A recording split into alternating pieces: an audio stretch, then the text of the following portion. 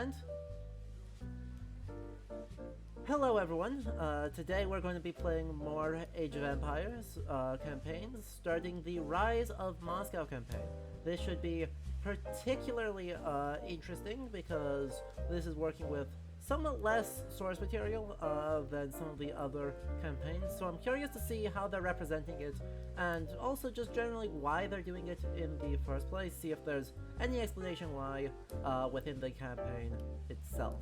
So, if you miss any of the VOD, it will of course be on YouTube as well as on Twitch for the next 2 weeks. And if you're watching the VOD here on YouTube, please do consider joining us live at twitch.tv/ludohistory.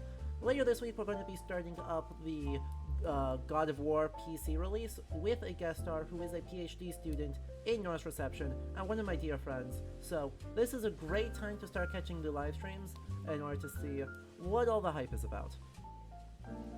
Also, if you enjoy this, make sure you consider following or subscribing on YouTube, or if you're really feeling spicy, subscribing on Twitch using your Twitch Prime or regular subs, and consider supporting the channel on Patreon. Links to all of those are in the description, and as always, your support is appreciated. So, I hope you enjoy, we will catch you on the next one, and for now, some Age of Empires. And thank you, Taishar, for the follow just now, I appreciate that.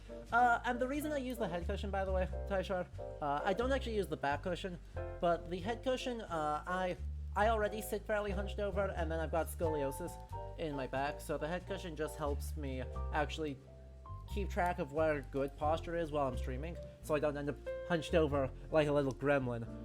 Which is not good for you guys to watch, and it's not good for the health of my back. So, it's just a nice little benchmark for me.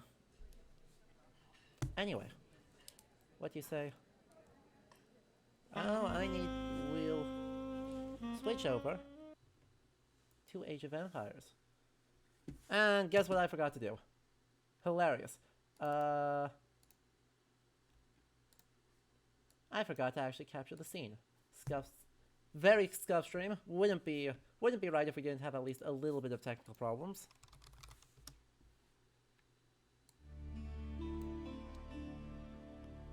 But we got them solved. So, Rise of Moscow. So, what do you think of the Russians clinging to their Viking ancestry? I mean, they really don't, right? Especially here. I'll be curious to see how well they represent it, but in a meaningful way, right? The idea that Russia is in some way connected to the Vikings is completely lost by no later than 1200, and then is only rejuvenated in kind of the back half of the 19th century, and then specifically, there's a big boom of it under Soviet historiography, where there's a big promotional link of using the Vikings as a tool to tie Russia to Latin Europe, or to, I guess, farther Western Europe, when really it's a super fascinating state and geographic region for a whole host of reasons that are only tangentially related to the Viking nature of the Rus themselves. Now, of course, long before this time, right, we're starting in the 13th century. Hey, this dude. Welcome. And to all the other people who have showed up, do consider waving hi. We've got 5 emails for you to use as followers, and a whole bunch more to use as subscribers, so please do also spam those around, because they are good fun, and all from 100% genuine medieval marginalia. Anyway, the Rus. Obviously, the Rus do originate as hybrid Scando-Slavic kind of principality, is I guess the way I'd phrase it. According to the Slavic Primary Chronicle, composed in the later 1100s, it's the invite of the Slavic princes, because they cannot agree. They invite Rurik and his brothers in from Sweden in order to become their kings and judge all their disagreements for them. This is not historically probably what happened. What is instead what likely happened is that Swedish and Danish and Gutnish traders do actually form trade towns along the Baltic coast and down the Volga River called emporia. These become super regionally important and then develop into the power bases for the principalities. Most prominently of these is, of course, what would become the town of Novgorod. Now, the Rus are incredibly important in the 800s, 900s, and really into, I guess, you could say as far as the 1100s and 1200s. Originally based in Kiev, with Novgorod then becoming a little bit more prominent a bit later. And by the way, Grand Chicken Lord and Raptorus, welcome. I see you lurking there. And then, of course, Kiev gets sacked. And Novgorod gets sacked. And at this point, Moscow is basically a non-entity. Right, so in the 1200s, really the only thing significant about Moscow is one building. The Kremlin. A really substantial medieval fortification that exists prior to the Mongol invasion and then gets rebuilt after they sack the city circa 1238. So that's where we're going to start. I'll be curious to see what they're doing here. I'll be really curious to see how they're doing this. This might just be a resource gathering one rather than an actual fighting one, because Moscow remains solidly a tribute state to the Golden Horde well into the 1300s. Quite simply because Moscow...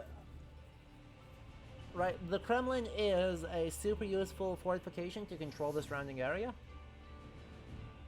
Novgorod gets, yeah, I guess becoming a taxed vassal is a better statement than a full sack. Because, yeah, they're not destroyed nearly as badly as Kiev, but the surrounding regions of Novgorod are razed, and that still is pretty bad for the health of the city. Which is a shame, because Novgorod is super freaking cool, because just prior to the Mongol invasions, they successfully fight off the Holy Roman Empire, and the Kingdom of Denmark, and the Teutonic Knights, and they represent the farthest point of an independent trade state with the Hanseatic League. So, they are the border to where Hansa traders are allowed to go, and Novgorod controls the distribution of Hansa trade wealth into the rest of the Eastern Baltic, which is just wild. Stupidly powerful in the pre-Mongol period, 13th century. And so of course we're not talking about Novgorod until 1478 in this game, because we're talking about Moscow.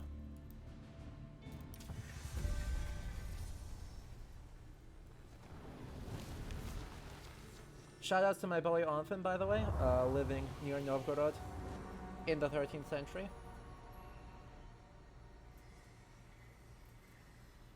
Today, Moscow is a metropolis of over 11 million people. Sadly, no But 800 Onfim representation. years ago, it was a small village on the banks of the Moskva River. A modest settlement surrounded by simple wooden defenses. It gave little indication of its future greatness, or its ability to evolve through adversity. Moscow was frequently attacked and destroyed, yet each time, it rose from the ashes, stronger and better defended. Its first real test came in 1238. This time, they faced a new enemy. The Mongols. Alright. Onfim. So, Onfim is my favorite little bit of historical figure, because he's living, I believe it's in the 11th century, actually. Moscow had been Let me largely double unaware check of that. the growing threat in Central Asia. Genghis Khan, founder of the Great Mongol Empire, had conquered most of the Asian continent. His descendants after this continued his cutscene. work to expand the empire. His grandson, Batu Khan, led the armies of what would become known as the Golden Horde. Their goal, to extract money from principalities they conquered. One by one, states in the region, known collectively as the Rus, fell to the Golden Horde. Moscow. Wow! Wait, did they next. actually just say states? In 1238, the Mongol Golden Horde surrounded Moscow and besieged its wooden walls. It would only hold out for 5 days. Moscow burned. That could have been the end of its story, but the people of Moscow were resilient. They would not give up their home or their control of the Moskva River, an important trade route. They began to rebuild and strengthen Moscow's defenses. Yet one question remained. Would the terror return? I mean...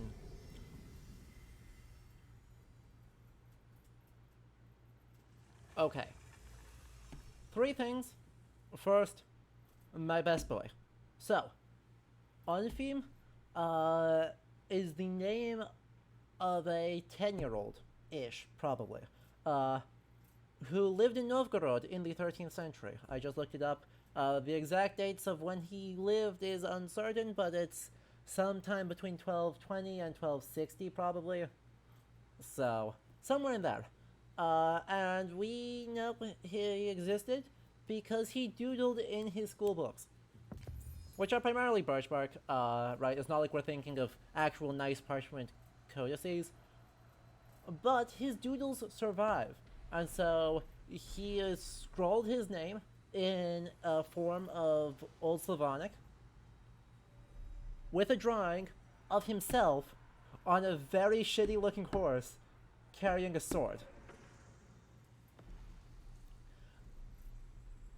And it is an absolute joy, because instead of practicing his letters like he was supposed to, he scribbled about daydreaming about being a hero. And he is my favorite. Let me find Onfim. Hold up. We got the power here.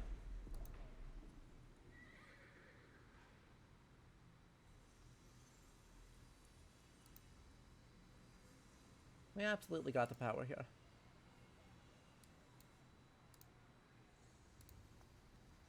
Boom.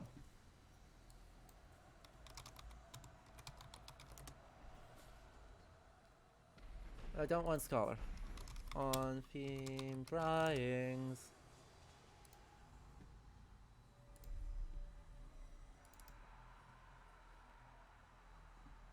Look at this lad.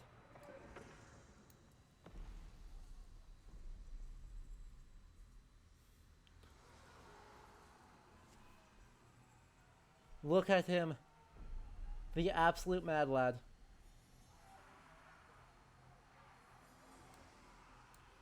Just being a incredibly cute kid. And he lived in Novgorod right at the time that this scenario takes place. So this is 100% on-theme erasure by focusing on Moscow. We stand on-theme. Find a way to shoehorn him into the campaign, goddammit. I don't care if it makes no sense. I want to see on-theme. Thing number 2, a question from Taishar. Why aren't Europe and Russia closer? This is primarily modern, not medieval, or certainly not early modern. So, various Russian Tsars in the early modern period, notably both Frederick the Great and Peter the Great or not Frederick the Great, he's Prussia. Peter the Great, Ivan the Terrible even, tries this, but obviously Peter is probably the most famous for it, of really trying to be Western, inviting a lot of French philosophers to the Russian court. And Catherine, And honestly, Tsar Alexander, right? Both of them. I believe Alexander the First being the one who went to war with Napoleon, and Alexander the Second being obviously the one who was overthrown in 1914.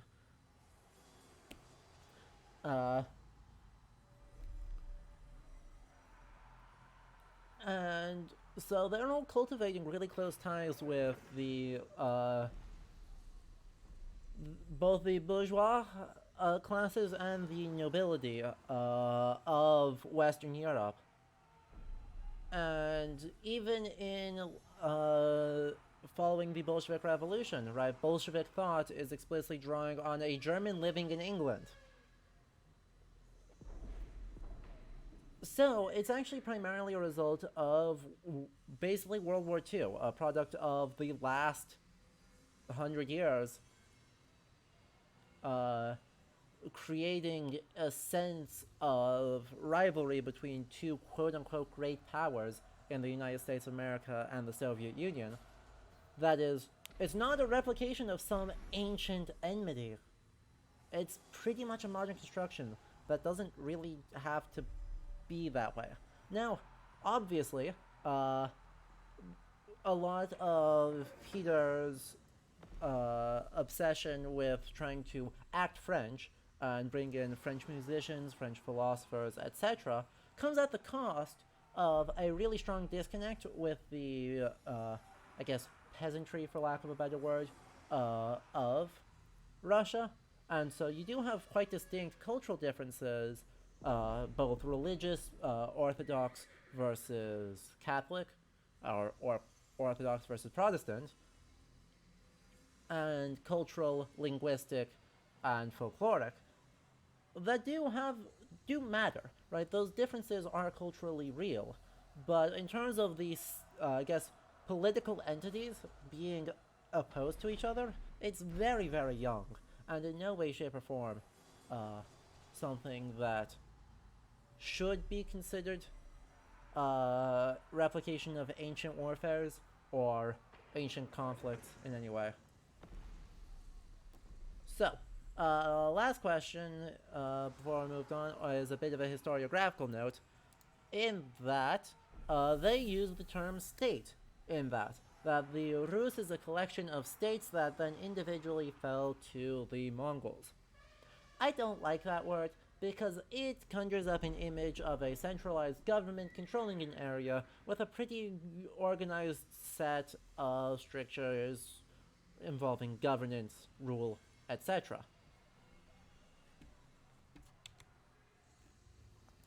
I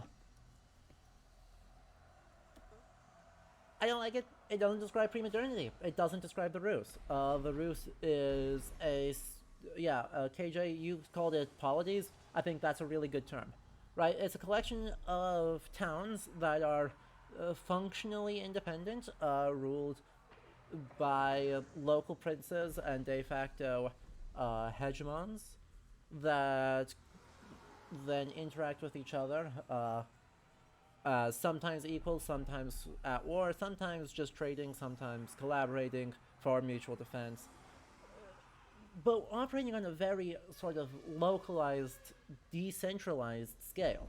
So these aren't unified things, they're a larger collection of principalities that coalesce on trade towns or other points of geographic control. And so, the Principality of Novgorod is pretty huge compared to some of the other principalities in the Rus states. And so, they're not being super careful about it, I suppose.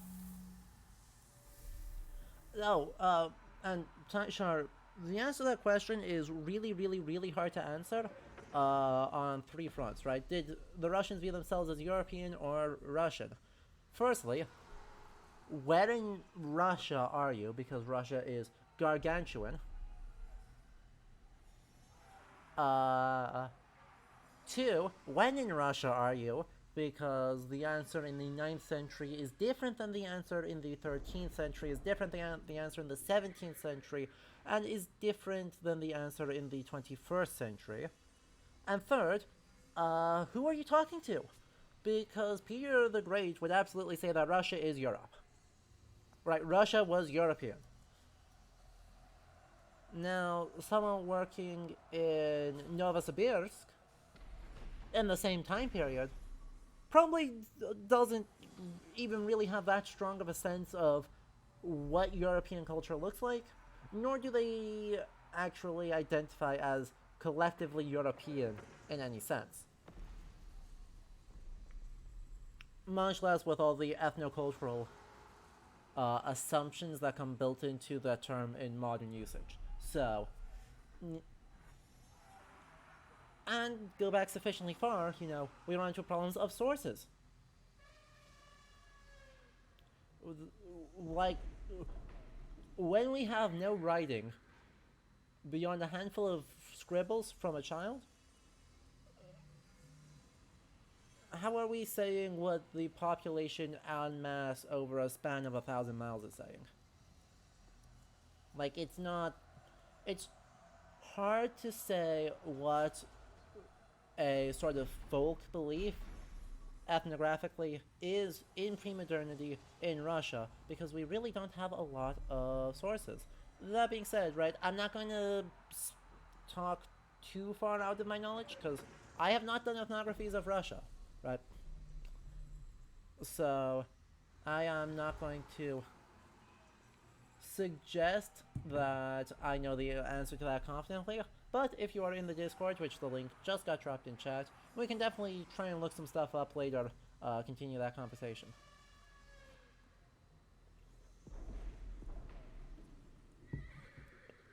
And I agree, Ren Chicken Lord. I kind of wonder what with the slow speed of information, how much will local people in most places in the pre-modern world really see themselves as part of a state, even when there is a more centralized state.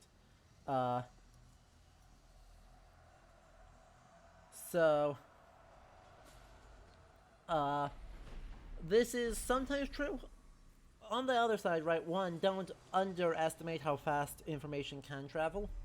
But two, you are right that, someone would probably identify with their city, and maybe with their, a slightly larger community, more than they would with an idea of a country.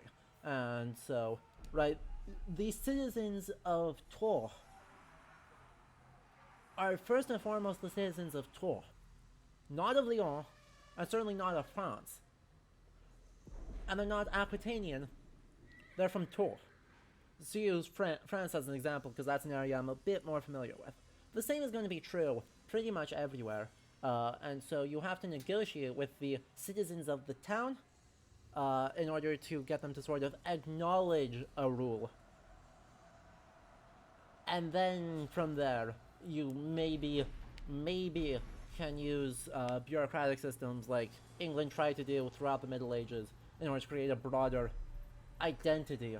But it's a very much negotiated process, and one that is not inevitable nor guaranteed to any grand success. So there's a whole lot of questions, right? And so there isn't an easy answer. Pre-modern identity questions, especially political identity, is extremely difficult to answer and is relying largely on sort of charter evidence, occasionally chronicles talking about, you might have someone like the Venerable Bede talking about the English people, but he's making stuff up, right? He's not necessarily referring to the idea we have in mind when he says that. So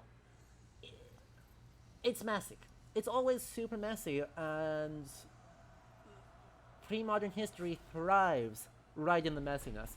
And so really emphasizing that decentralization is really important when we're talking about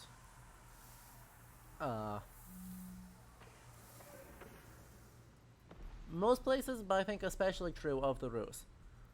When did the true ruler of the Rus emerge? You could argue that the Principality of Novgorod was kind of de facto in charge. There's also a hand, right, you could say someone like Oleg, I believe Oleg the First? Question mark? In 860, who attacks Constantinople, is a leader of the Rus. So there's one argument. You could say that the person that Ibn Fadlan saw buried, which said that princes came from all over the place in order to witness his ship burial. You may say that that's a sort of macro or supra king of the Rus. You may say that no, none of that is fair, and the first one you can actually speak of is Ivan the Great, when Moscow forces Novgorod to capitulate. Or you might say no, it's Ivan the Terrible, where in the 16th century, who is the last person in here, that Ivan the Third is the first true king of the Rus region when he proclaims himself Tsar of Russia. Right, so you can make an argument anywhere from 860 to 1550 for the first true ruler.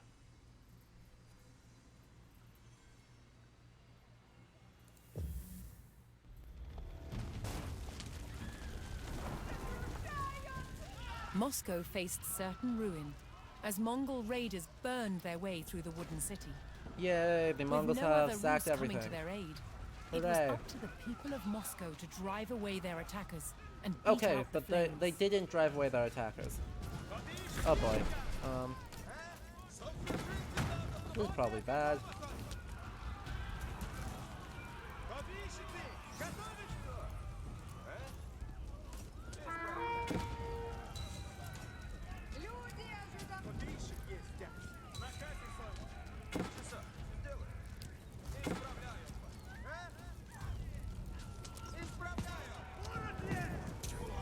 Voila, there's that, there's that, there's that. Come on.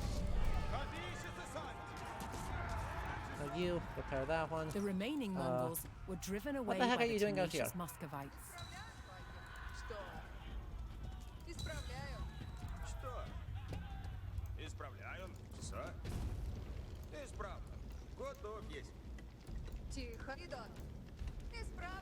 Okay.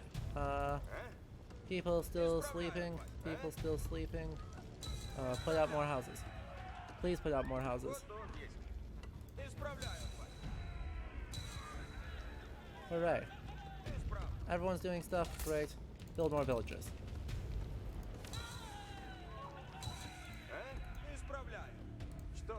More? More. Okay, what can I build? Can I build a mill? I cannot. Hunting cabin. Interesting. Okay, we got hunting cabins instead of With the Mongol raiders repelled and the fires extinguished, the Muscovites began rebuilding. Okay, so we need to gather an absolute comical amount of wood. The Muscovites knew that they could rapidly construct buildings out of wood, and so gathered what they needed from the forest. Fair. Hunting cabin. What if we hunting cabins right in here? That pretty good? I feel like that's better. Build a hunting cabin there. And then build a lumber camp here. You're gonna join him there. Rebuild the 2 destroyed structures. Fine. Palisade. Palisade. Okay. What do I need to do for most of these? We got some people working on some things there. I need a scout here. I don't have any food, so let's start with that.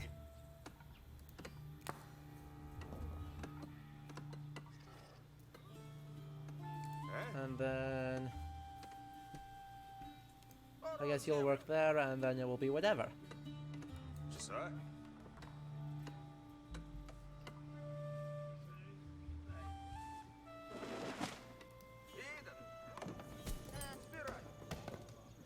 Awesome, we have gold, so we can work on that, no problem.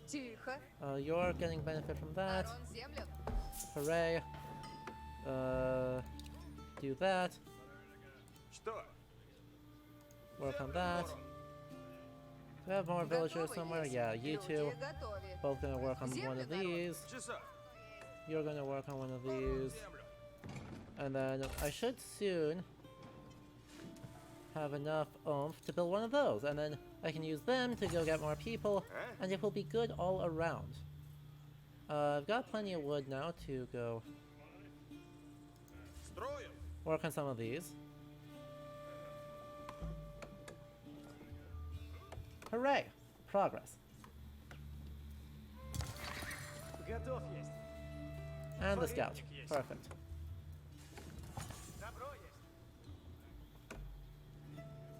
And we're just gonna take a look around, see what we can find from some of these people. Don't need to worry too much about that, so we'll build 2 of them first. And then we will go from there on the discovery. Build a wooden fortress and a resource. Oh, cool. Do I have any people not doing stuff?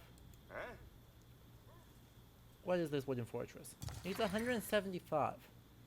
Interesting. Interesting. How so?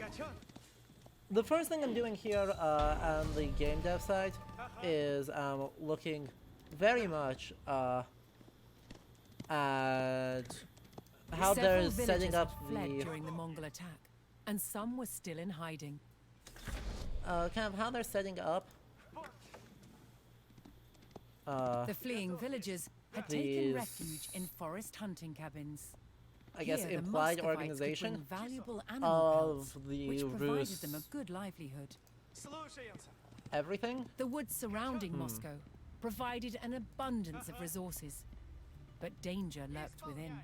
Danger from what? Predators stalked in the shadows looking for an easy meal.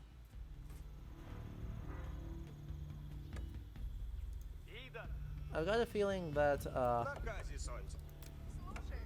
what that's actually saying is that there are boars. Pretty sure that that's saying that there are boars around. Yeah, KJ, I certainly expect we're continuing to get that. Big, heroic state of the uber resilient people instead of... Right, there's kind of 2 ways to think about it, right? Either Moscow was completely destroyed and they were super resilient in their survival and what they were accomplishing, or another option, what if they maybe just weren't that...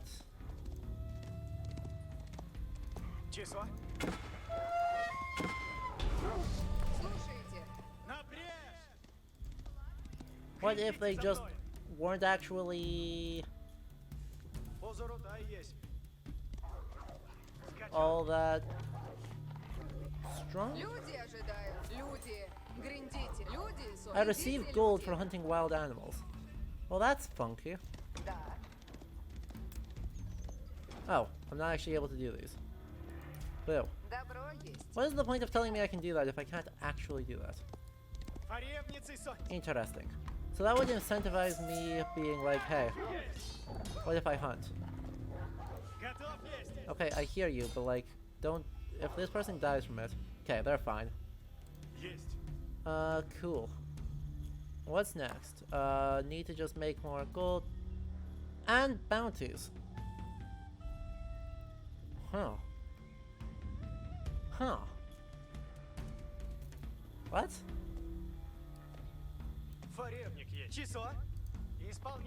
What? How does this... How does this actually work?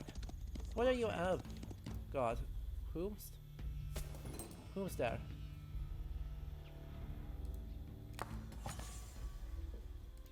Fine. I need to grab a couple of spears around here.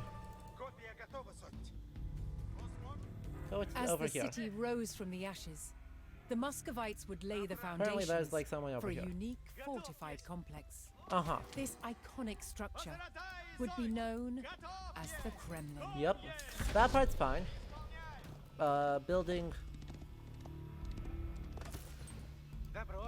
these guys are actually bad against the boar.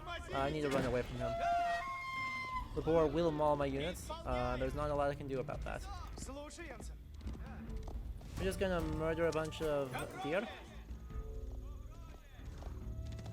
And then we're also gonna explore this area take a look at what's around. Why is the wolf just standing there instead of hunting the deer? Why? How bizarre. How bizarre. So. I've got 3 people here. We're not actually working on the the Kremlin is already under construction, and that is the problem. Oh good, and we're at 100 bounty, so that does stuff. Plus 5% villager, food harvest rate, etc. Interesting. So yeah, the state organization seems to be saying, what if everyone is very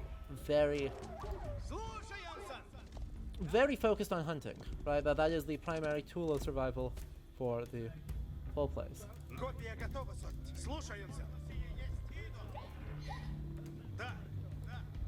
Which is a choice.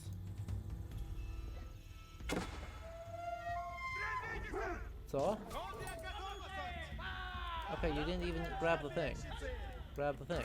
There we go. 500 more food. I should be building something with this. There's gonna be more people attacking. Voila. Problem solved. Do I have any... Can I get up one of these guys? There's not a lot of benefit. Let's build another wooden fortress. Round about here. Oh, perfect. You guys are sitting around doing nothing. I guess you'll kill more deer so I can up that. So that's 180. That's 190. And there's a bunch more. Spearman! Hello, friends.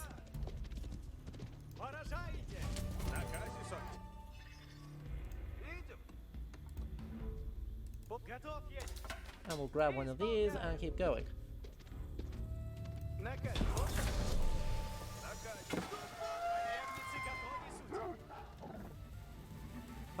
Build the market and the archery range. Where's the archery range? It's up here? Up there. Oh good, and they are now 200, so... The once unassuming village of Moscow had been rebuilt as a city poised for growth. But to protect the city from further Mongol raids, it would need a fierce military and a strong defensive perimeter. Yup. Produced 33 defensive structures. The Muscovites knew that the terror from the steppe could return at any time. 250 there. Hey look, there's a 5th one. I wonder where the 6th one is. Gives me a lot of resources though, at least.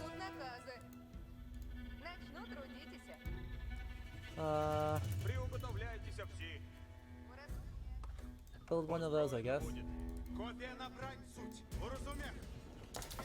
Neat. And I need to make a bunch of military units. Okay. Yeah, so...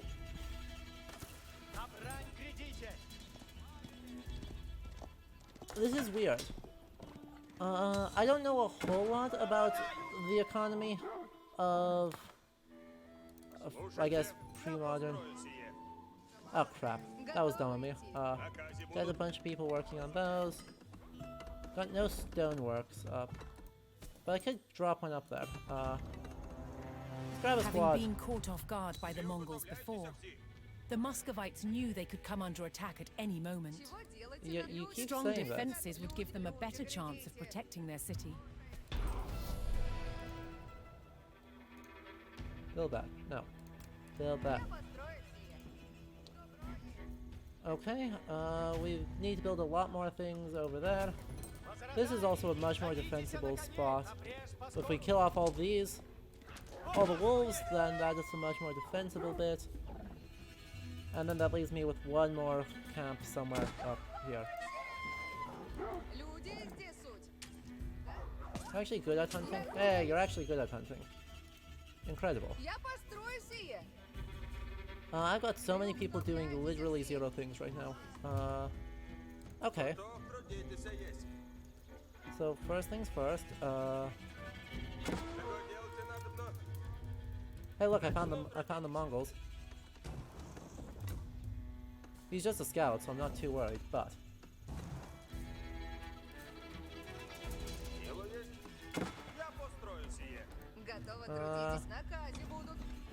Let's build a stable too. That's technically a defensive building, isn't it? And then from the archery range, we've got a lot of resources. Let's build just a bunch of these guys. Okay, I need everyone here. I need like most of my people who are not doing anything to go work on, well, on wood production here.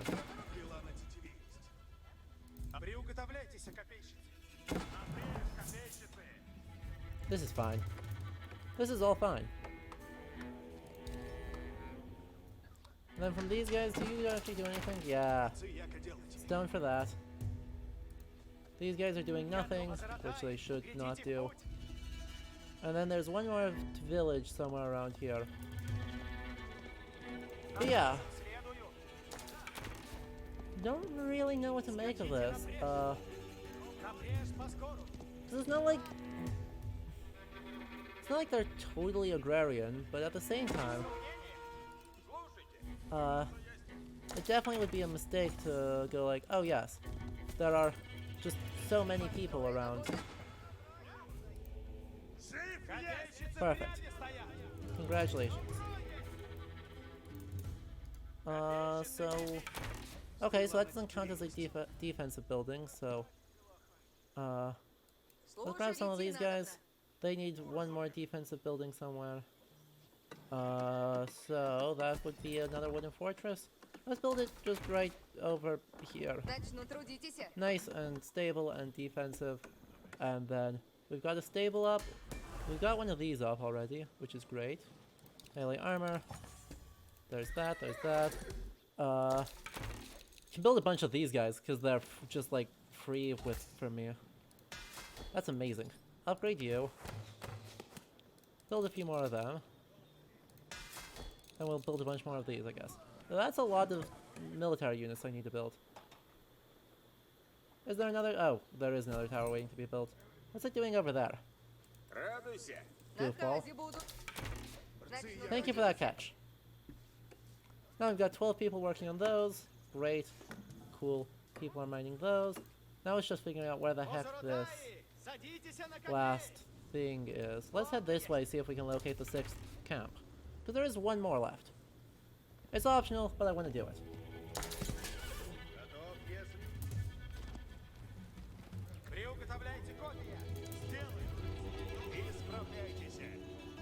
Maybe we garrison squads in these.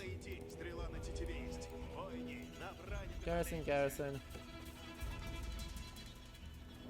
Not necessarily the fastest build in the world, but yeah, it's effective enough. There it is. Found it. Called it. That gives me just 3 more villagers. Not that I need more villagers, but I've got them.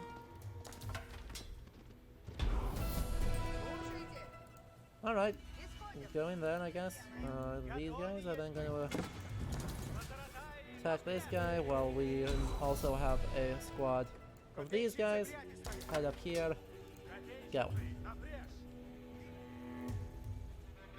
Cool, that's good defense, got a couple of people doing nothing, right? Build me another stable. Also, does the Kremlin, what does the Kremlin do? Okay, it's lumber camps and other things return more wood.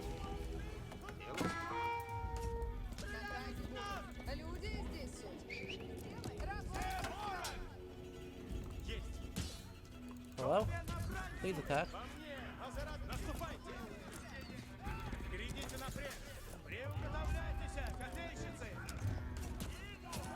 There we go. Perfect. Go back there. Go back there. I'm garrison. Go back there, go back there. Go back there. Go back there. Perfect. Flawless. Everyone's doing everything, depopulating all the things. Off we go.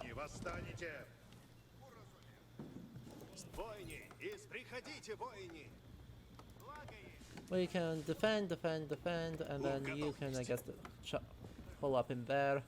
Well, I built more archers.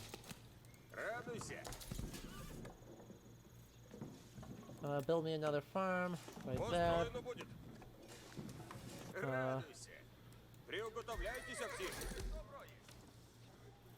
Build me another barracks.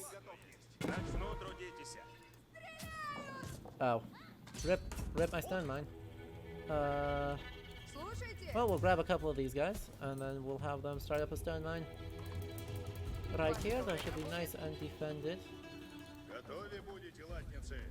And then the lancers can all move out here, while I build more spearmen out of these.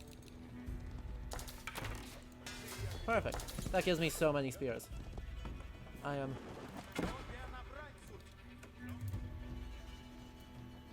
willing to accept those losses, because I just have so many spears. Mongol attacking coming in a few minutes. Well, that's bad.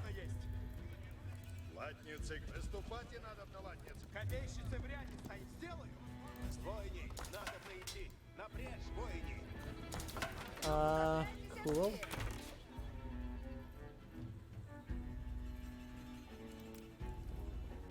Don't actually necessarily know what to do here.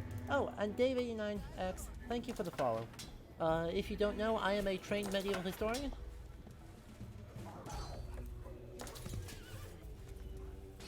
And so when I play games for the history... Well, rest in peace, this random person. I'm sure that's fine. I'm sure it's fine.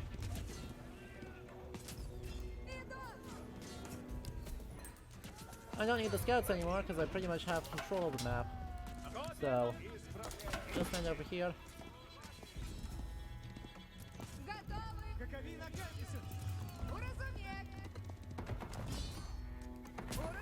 Don't be dumb. Okay, there we go. We're gonna see how much stone we can build up because we got plenty of it, so we're gonna just try and like drop a wall across the gate here, see if that helps. Then just little segments of wall across here.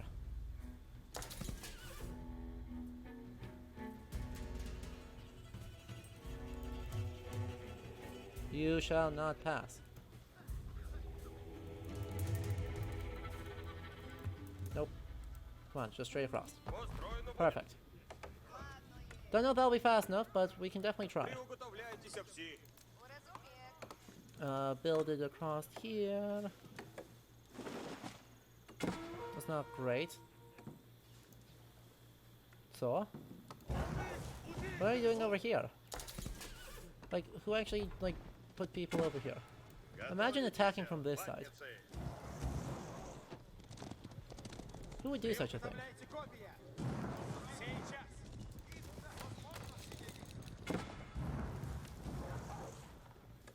Like, it's just rude.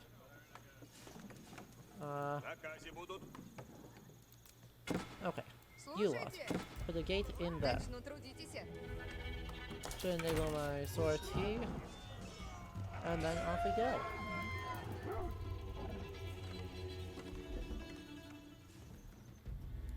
Also, I've got so many lancers. Let me double check that, KJ. The screen is super zoomed in, apologies. I don't know how that happened.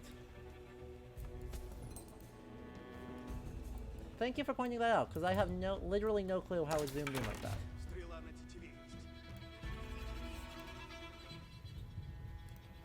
Hearing the foreboding beat of the Mongol war drums, the Muscovites braced themselves for another raid. Go on, I dare you. I wonder where they're coming from. Well, I guess that answers that question. I'm gonna have those walls up in time, so that's exciting. We're just gonna drop a tower, and then layer these archers on top of it.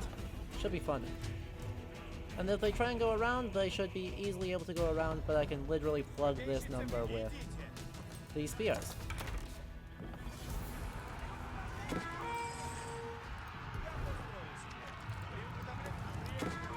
Plus these guys. Nate, don't work on this tower. Why are you not working on the tower?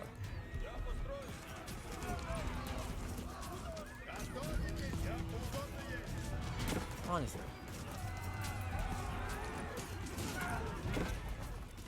These Mongolai are scary, so we're gonna chase them with our calves, and then that'll roll them.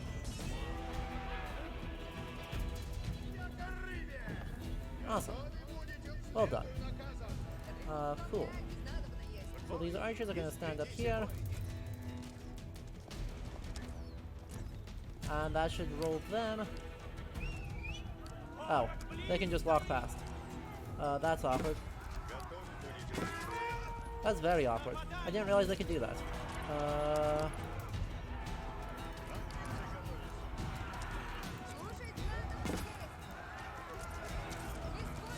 Quit. Just get in range. Run through range of these. Go on, I dare you.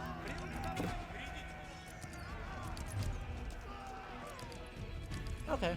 So it looks like most of the fighting is going to happen over here, so I don't need to worry too much about up here, because we should be fine. But since I goofed that up, let's actually get another chunk of... Oh, they don't let me do that. Alright.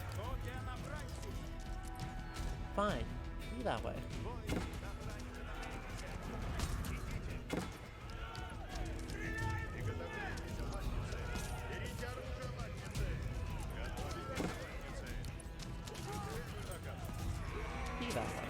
So many raids.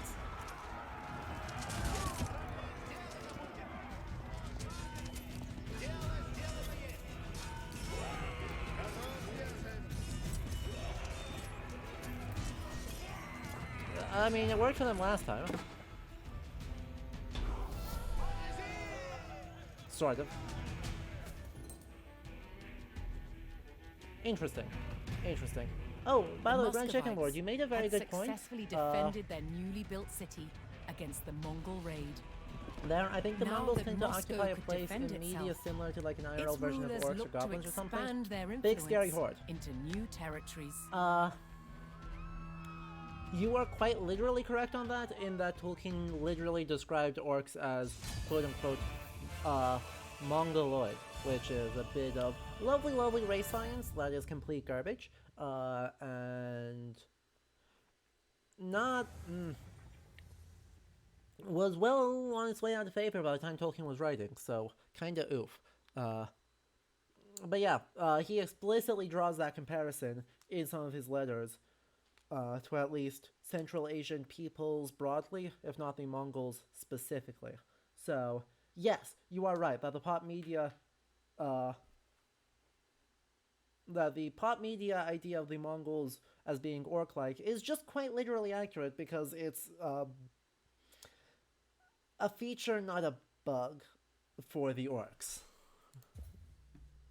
It's not good. It's not good. Hey look, they actually refer to it a lot better here.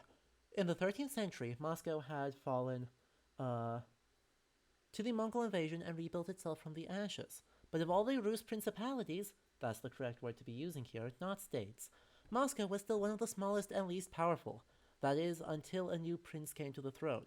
1272 saw Daniel Alexandrovich, the youngest son of the Rus hero Alexander Nevsky, assume full power as Prince of Moscow. From humble beginnings, Daniel increased Moscow's influence through diplomatic alliances and strong city defenses. An exemplar for peaceful solutions, he is known only to have participated in one battle. By the end of Daniel's reign, he controlled the length of the Moskva River, igniting Moskva's ascendancy from city to state. Bad. You said it right there, you said it wrong there.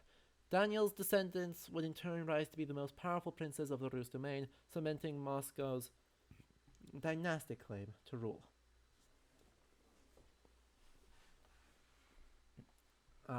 So notice Daniel is a Orthodox saint. Look at, he's got the church and the crown, and it's very cool. And let's see what we've got here. Horse archery.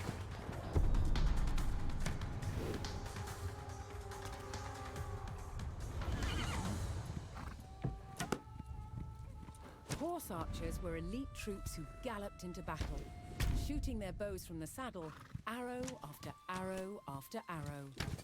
The key to horse archery is being able to fit an arrow to the string, draw it back, and release very, very quickly.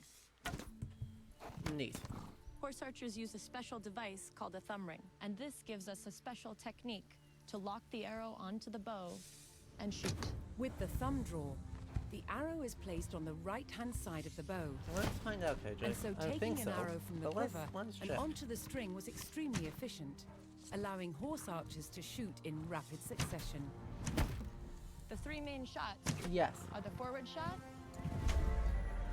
Yes, he the was. side shot, Alexander Nevsky supposedly back was shot. Prince of Novgorod, Also called the Grand Prince of Parthian Kiev, shot. and Both the Moscow and the Grand Mongols Prince had a horse of archery Vladimir, tradition which is that of stretched course the back for super centuries. state of the Rus. Their armies were well matched, with these light and versatile troops, and their conflicts were characterized by the horse archers' Notably, fluid style of he warfare. beat the shit out of the Teutonic Knights.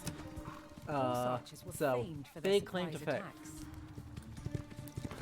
In Moscow's armies, they could be deployed rapidly in many different terrains, and then appear as if from nowhere. In addition to being expert with their bows, they used both javelins and swords for close-quarter fighting. Attacks could come from any side, so horse archers had to shoot both left and right-handed.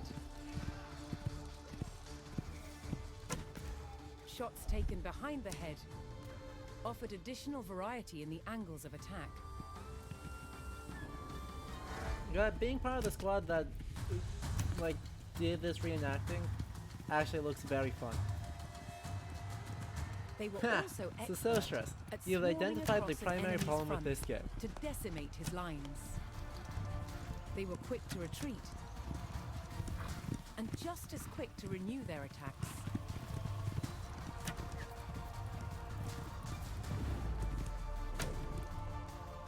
Horse archers were Moscow's crack troops. They patrolled the borders and held them against invaders. Like the Mongols, from whom the horse archers were drawn from? They just didn't mention the Mongols in that entire bit of documentary, did they? Did I miss it? Chat. Tell me if I missed it, but I didn't think okay, they mentioned them twice, cause, Moscow was a tribute. Right, Moscow was a tributary, as was the vast majority of the Rus, to the Golden Horde. And so the borders of Moscow against foreign invaders was actually drawn from troops from the Golden Horde.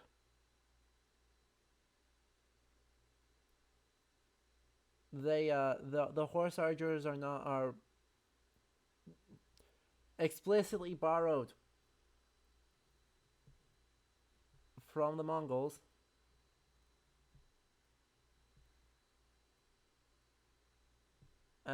And well into the decline of the Golden Horde's sovereign power, they continued to have significant forces, from my understanding. So that was neat. No, By don't. 1303, Moscow controlled land that encompassed the entire flow of the Moskva River. Okay. Its ambitions. Why are we didn't showing end footage of there. wolves? Moscow continued to expand its borders What did the Through wolves its have to wealth. do with anything? rather than warfare. Its tactic was to buy land from bankrupt rulers, acquiring entire towns and villages in the process.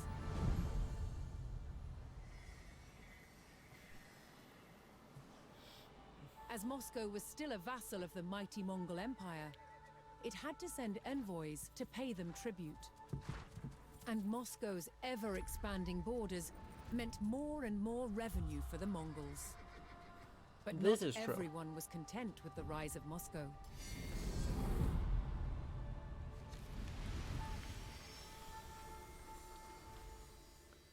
Don't Westphalian nation state us. You cannot speak of there As Moscow being a grew state. in power and influence, its Grand Prince, Dmitry Ivanovich, reinforced its vulnerable defenses. Its wooden fortress, the Kremlin, was rebuilt. This time, in stone. Yay. But even stone walls didn't deter its enemies. Obviously. By 1368, Lithuania saw rapidly expanding Moscow as a real threat. Joining forces with the Principality of Tver, they set out to challenge its dominance. They attacked Moscow. But the stone walls held. That's true. And the enemy retreated. Tension between the factions refused to die down. In 1370, Moscow marched on territories belonging to both Tver and Lithuania. We're going to talk about the wolves because they make me sad. They make me very sad. Years of bloody conflict ensued, until Moscow's Grand Prince Dmitry Ivanovich finally defeated both enemies. Yet Moscow was still a vassal of the Mongol Empire, which still demanded tribute. Yeah, rooting for the Lithuanians didn't go well because Moscow in must keep up the 1372, payments, Lithuania and Tver had to sign a fairly unpleasant treaty with the Principality of Moscow because they lost.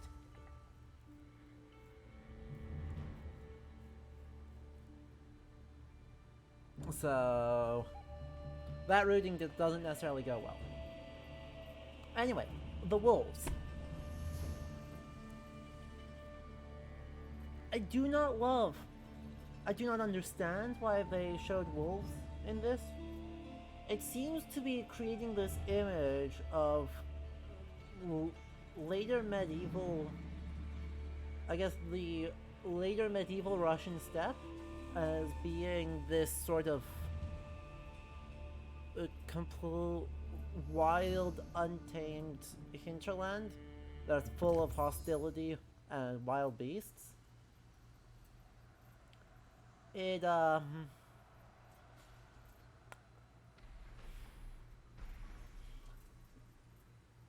not a good image for the Rus in the 14th century. Like, yes, it is a common tactic in Slavic and Germanic and many places text to use wolves as a stand-in for battle and warfare, because they'll happily scavenge battle sites. But,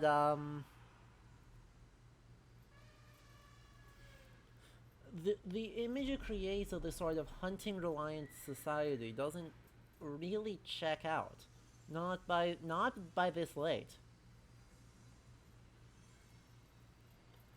I'd have to do more research in order to really know, so that's something to look up. Now that we know what we're looking for, right? That's something to look up in between streams. That we're going to try and take a look, and then revisit this issue in the back half with the mechanics. But my initial impressions feel like this is a really cool gameplay idea. Right, because most Age of Empires things don't really care about hunting. It's kind of hit or miss as a strategy. So having one that like really specializes in it, really leans into this early game wealth acquisition, is super cool. I don't know how I feel about it as a history yet. We'll see. Maybe more things will persuade me more of its benefits. Or maybe we'll get into the 15th century or 16th century and it just makes no sense. Which in turn allowed Moscow to pay forward tribute to the Golden Horde. This isn't happening across unoccupied land. If Moscow was to avoid a Mongol attack, Dmitry would have to meet the Horde's tribute demands before the Khan's patience expired. Hey, look at him. Look at how shiny he is. Look at that. Prince Dmitry, looking good, my dude. Okay, so he heals. Moscow's primary means of raising the taxes demanded by the Horde was through trade with nearby Rus towns. Yes, I hear you. But Prince Dmitri would have to keep his traders safe from raids by opportunistic bandits that stalked the countryside.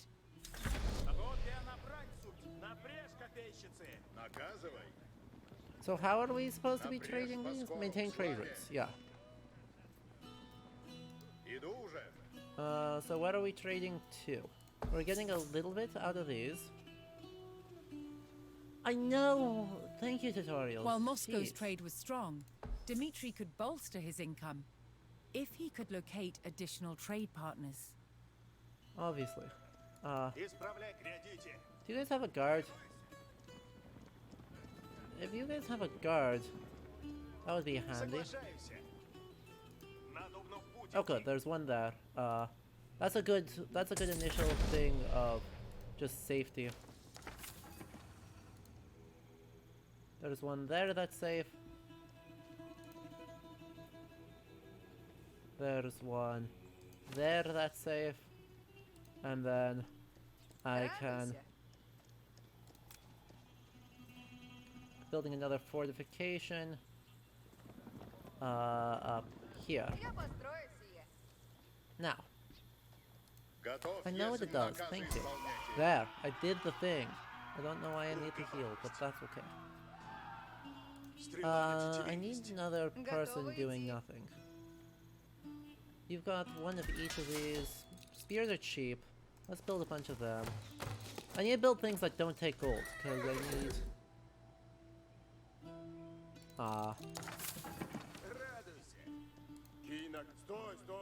Seriously, why is there not a guard? The fact that they don't have a guard option for these is kind of absurd. Okay, so there's one there. And then what else is there? Oh yeah, I need you. I can build more cabins when I have a bit more resources there. So that puts me a hunting cabin there. Okay, fine. There. 300 of... I'm running out of time. I don't know how I make this on time, actually. I can use the market to cheese my way through, but I do need a few more villagers.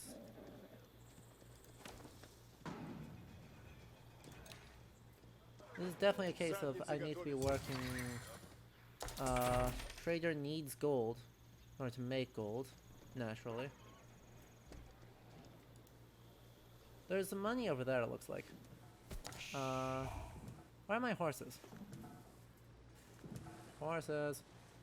Also, where's, like, Dmitri and his squad? I just, like, completely lost track of where everyone is. Oh good, he's right there. He's got a lot of oomph, so I'm gonna send him out on his lonesome to grab some stuff.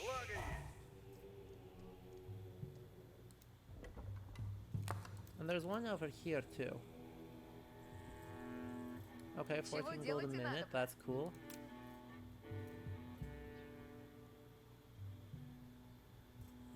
That was pretty okay.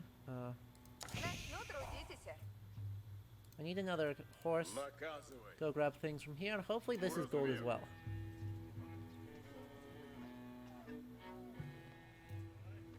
Where are we at? 3 minutes. We're actually getting pretty good production. So it might actually be okay. Trade routes brought wealth, but safe passage was not a given with bandits stalking the roads.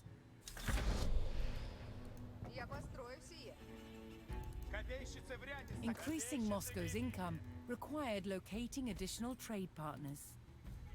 To do so, the Muscovites needed to scout the land in search of new settlements.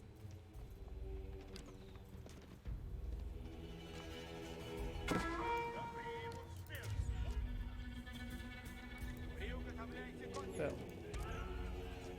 yes, I hear you on that too.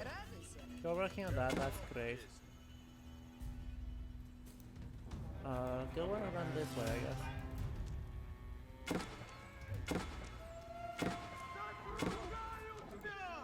So?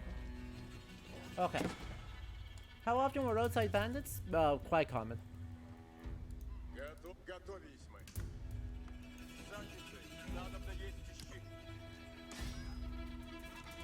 Hey look, there's another one up here. How long have I got? Ugh, 2 minutes left. That's not long.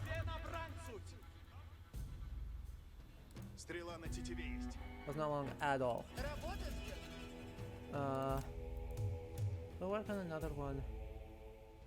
But that's the river, so that's not super helpful.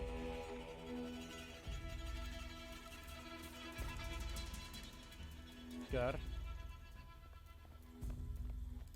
Short of just stationing a bunch of people at each place, I don't actually know what I can do. Okay, so that sends... Oh. I need to send, there. I made the tribute. With the Golden Horde paid, the Muscovites could concentrate on expanding their territory until the next payment was due. Come on. I dare you. No, get closer. Come closer. Honestly. Okay. I need to send all these people up here. They're just gonna stand next to this one. I'll need to build a bunch more people here. I guess this squad, not you, but everyone else here.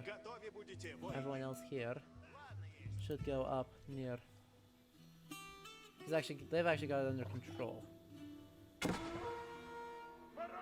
Maybe also go up here. Because,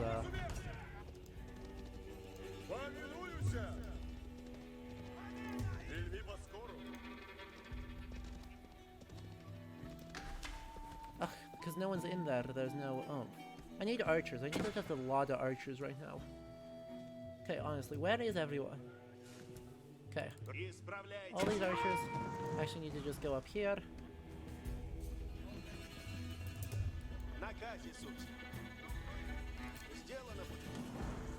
And then you were just standing there, so that's bad. Build me another hunting lodge right there.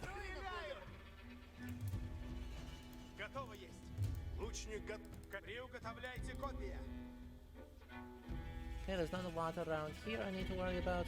I've got no one working on stone. Where's the nearest stone mine? There's one right there. If I can clear out the wolves by just like moving people in here, letting them do their thing, then I can send these people to all build a stone mine right here, do some good stuff. And there's some discussion of bandits in chat, looks like.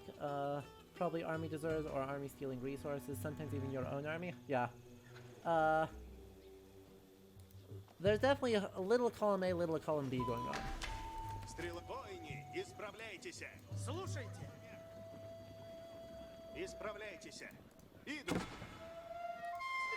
Perfect.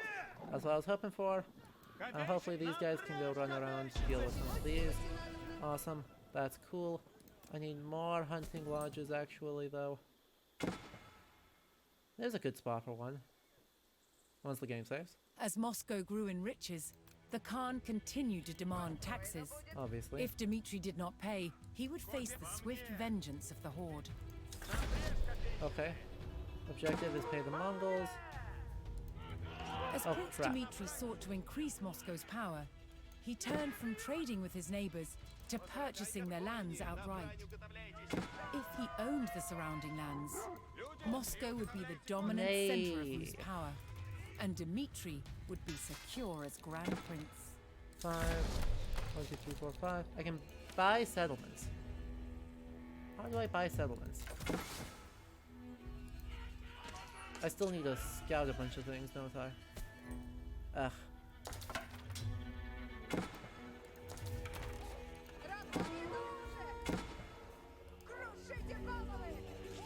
Okay, you lose to that. That's exciting. You love when that happens. Oh, maybe you don't lose. Go on. I believe.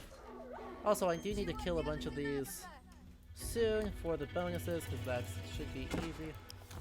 Buy settlements, okay. And how much do I need to pay the... I need to pay 1,300 in tribute again, which is cool.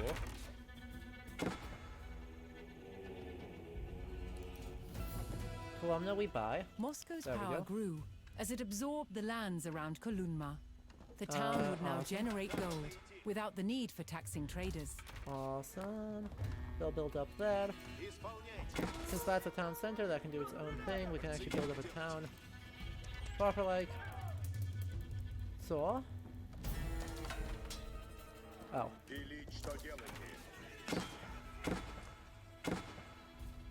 Crap. You are not far enough up. I need you up here. I need this squad to all go down here. Where's these guys? I just want a bunch of them because horsemen are mobile, which make them useful. Traders, great. Where's my scout? I had a scout. I need to set you to just explore. Because I'm not seeing a whole lot around here. Wow, you almost died. That's awkward.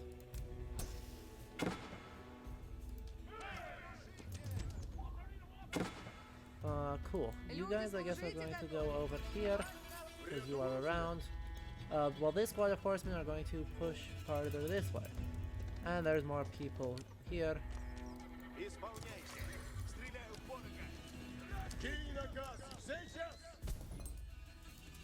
What can I actually do? I need a lot more everything, honestly. How long have I got there? It's not bad. Okay. This is actually a pretty tricky thing. Like, still need 3 people working on that.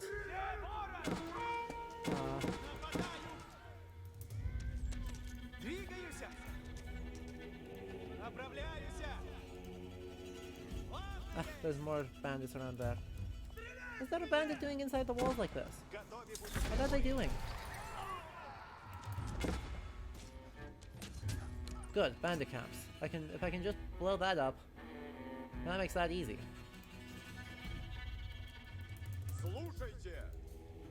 Stack on that. You're doing nothing, which means you need to do something. Means you're going to work making wood. How long? I'm doing good on time, so I'm not worried about that too much.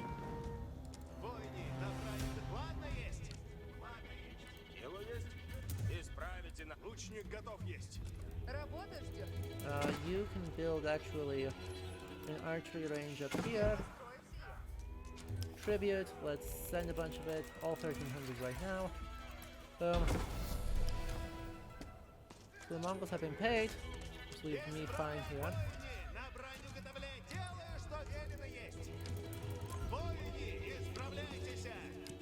And then these guys should defend that, okay. We're getting a bunch of people stacked on this. We go back in here, and we've got 3 more horses. Good. That should be a big enough squad to butcher these. Plus these guys, honestly.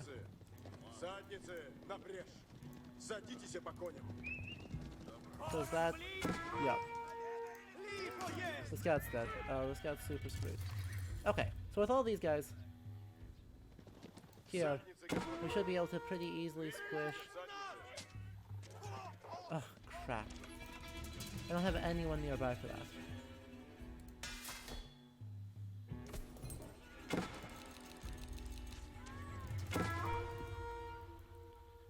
Well, I am not doing great, I'll be honest.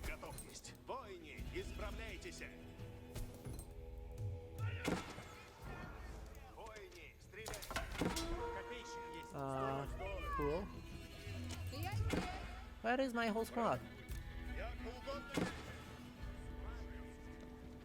Honestly.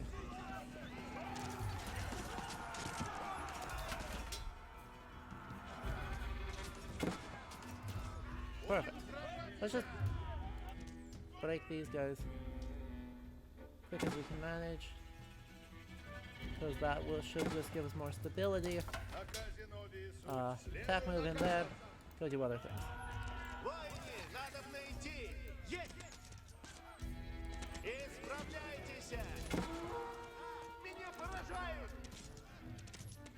Come on, kill him.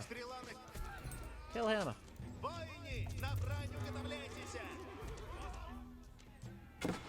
Okay, and what's going on in here? Good. We are busting that up. We are fine. We're fine. Buy that. Dmitri purchased the lands of Troitsky and extended Moscow's power. Bandits remained a threat on the roads, however.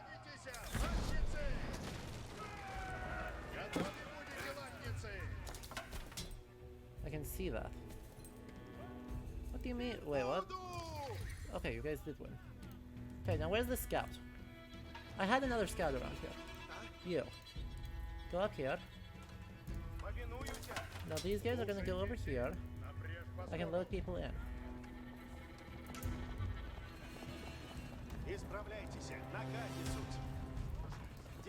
I need to locate more settlements, obviously, and then from that I need to... Well, you're not even done being built yet, so... Once those are done being built... So...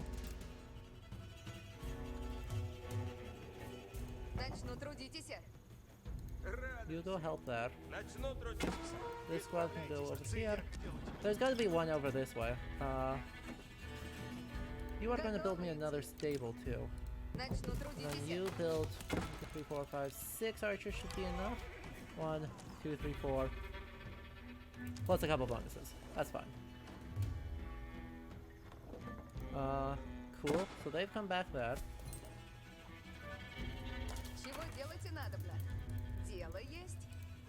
And now I'm making stone, which should further help.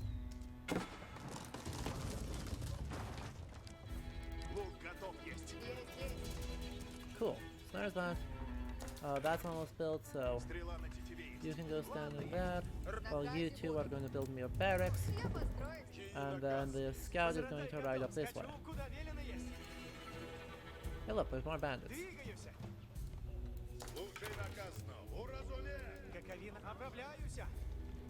Bandits.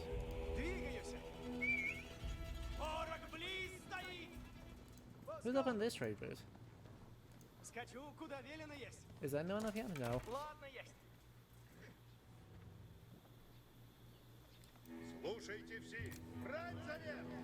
More progress.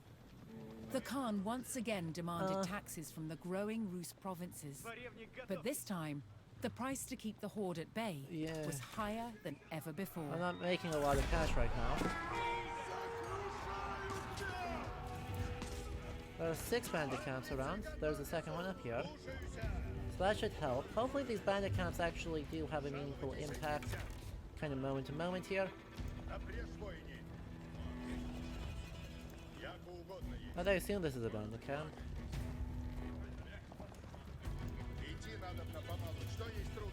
Treasure. Nope, that's just Pereslav. The small settlement at Pereslav welcomed Muscovite scouts and the prospect of trade. Awesome. So we're actually going to leave it. More traders on the roads meant an increased threat of bandit raids. No, don't do that. All of these are actually going to go over here because I'm not going to immediately buy it, because that is actually worse for my income, I think. So that's okay. Before he could purchase the settlements, Dmitri needed to prove he could provide safe passage for the traders and their goods. 1,500. Well, we'll actually just send all that right now, because it's easy. The other thing is that I need to build a lot more things out here. 5. And 1, 2, 3, 4, 5. Because I don't want to be affording gold if I can avoid it. Then you are actually going to build me 2 scouts.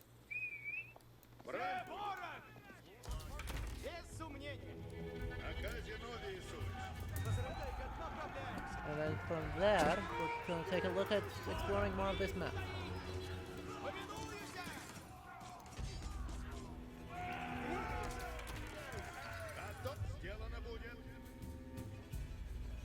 Anything? Come on, give me something around here. Anything.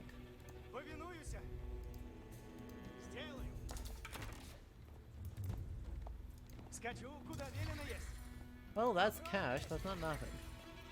Good, there's something over there, so... let's go over here, see what we can find. Meanwhile, you're gonna go in search of a bandit camp. Right, that's the hope, is I can identify at least one of these bandit camps, because there's 6 around. There's gotta be one up here, right?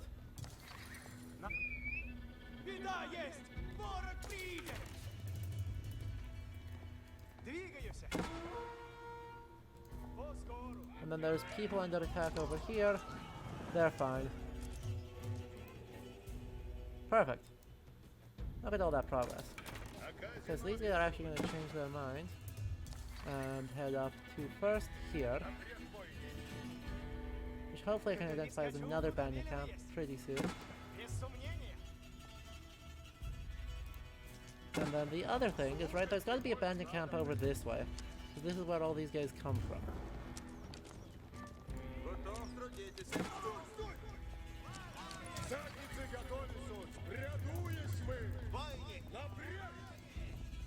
If I can take care of the bandit camps, then I can take care of this problem.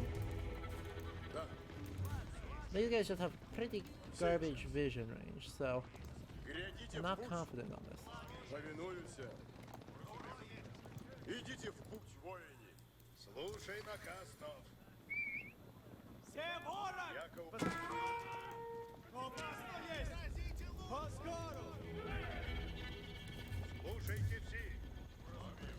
You know what? Screw it. Just go this way. Chad, I've completely lost track of what you're talking about. Something Mongols and or banditry and or John Wayne. Nay, don't do this. We're just gonna quick focus.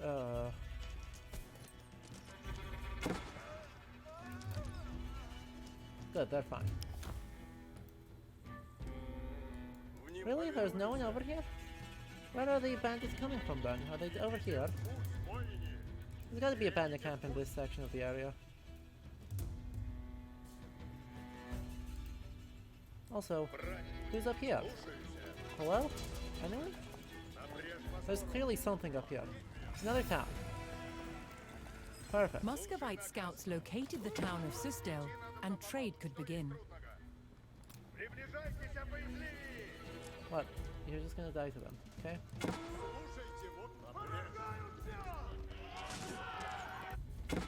Cool. You're not going to remember to grab that. So where is it? There's gotta be a camp over here. Can't figure out what else it would. Because there's enemies coming from over here. Therefore there's a spawn point.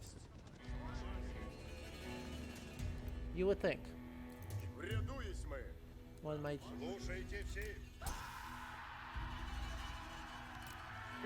just attack move over that. We'll just make that really easy on this front. Slow run around and attack and heal and then be fine. Meanwhile, this squad I'm micromanaging pretty bad. I guess go up this way. There's a path in the trees there, so that's what direction we'll go. Cool. Okay.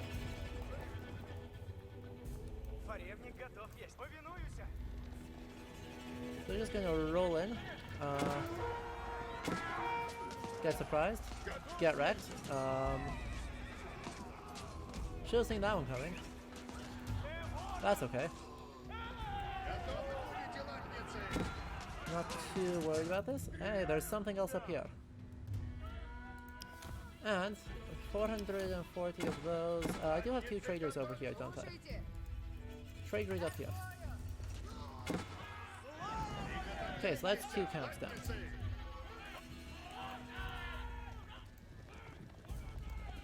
Oh jeez. Both of these. Go help.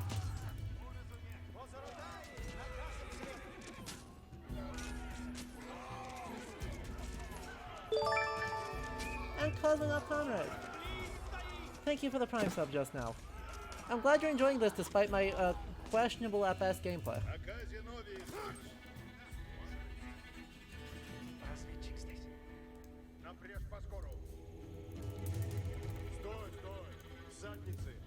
I super appreciate that. If you don't mind me asking, how do you find the channel? I don't think I've seen you around before.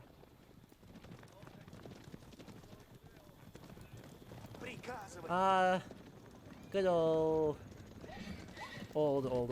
film. Now, do I have enough to buy? First thing, Nate. Jesus. Be careful. Also heal. Also these guys.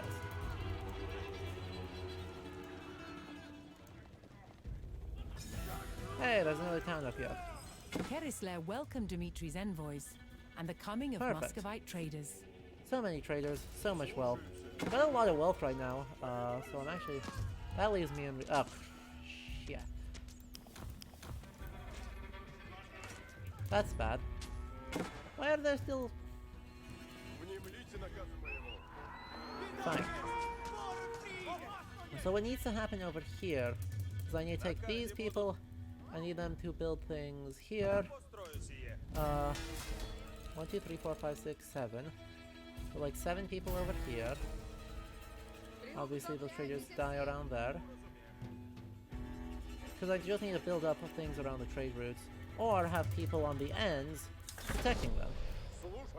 So, I'm gonna build 3 more traders, and they're gonna go all over here. And I'm still gonna look around, see if I can locate a abandoned camp in this area, because it feels like there should be one. Still really feels like there should be one.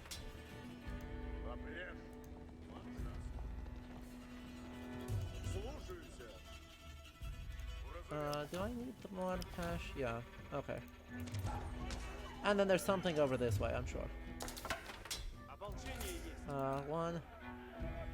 I'll build one of these and then... You're gonna finish that, which is cool. We're gonna attack this, which is not cool. What do I have in the town here that is actually just kind of pinging out?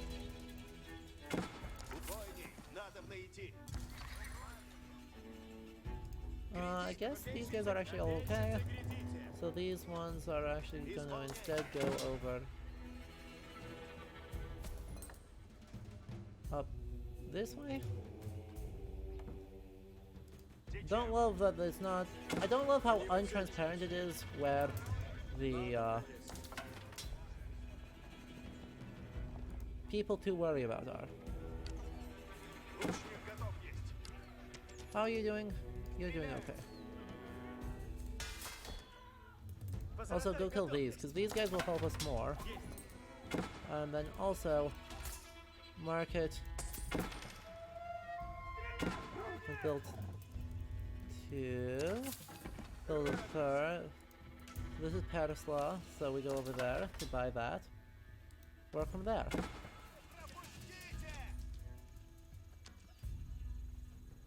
Perfect. Kill you. Kill you, because that's bounty. So we just hit bounty. O'clock. Kill you. Kill you. Kill you. Good, bounty o'clock. Now we work for abandoned camp up here, while these guys all head up this way and heal again. Progress. Oh, perfect. Good to see you, Cosmonaut. And thank you for the Prime sub.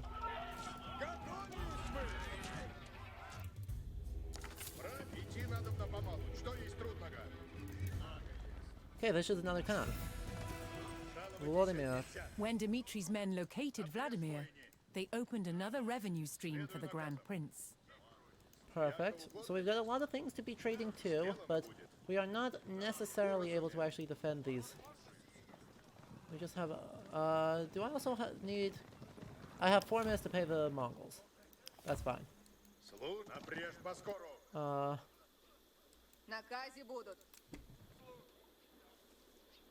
That's what I was afraid of. Attack move this way. Well, I'm not winning any awards for speed, but I am at least accomplishing something. Good, so there's there's 3 of the camps dealt with. Hey, there's a 4th one. Called it. So, how did there get to be bandits there?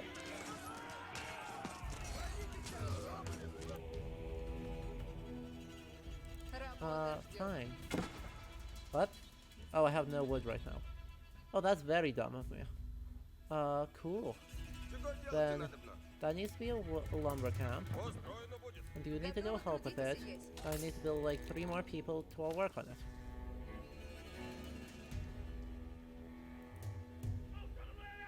Okay, go break the rest of the thing. Like, why is no one burning this to the ground? See, they're burning it to the ground. They understand the assignment. Hey. Come on. Okay. So with all of that dealt with,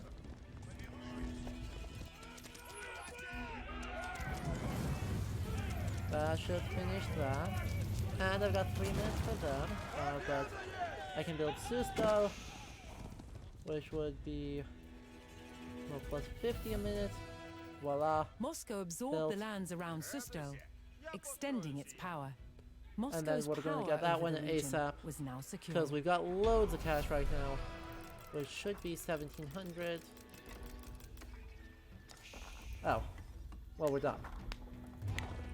Or we're just done because we're fine. Under Dmitri's sway, I guess that's fine. Moscow was now the preeminent power among the Rus. The time was coming to throw off the Mongol yoke. So be it. Okay, so as far as this goes, this is fine. Historically, I actually really like that scenario, design-wise. Even though I'm obviously bad at RTSs. Let it be known, for the record, I am extremely bad at RTSs.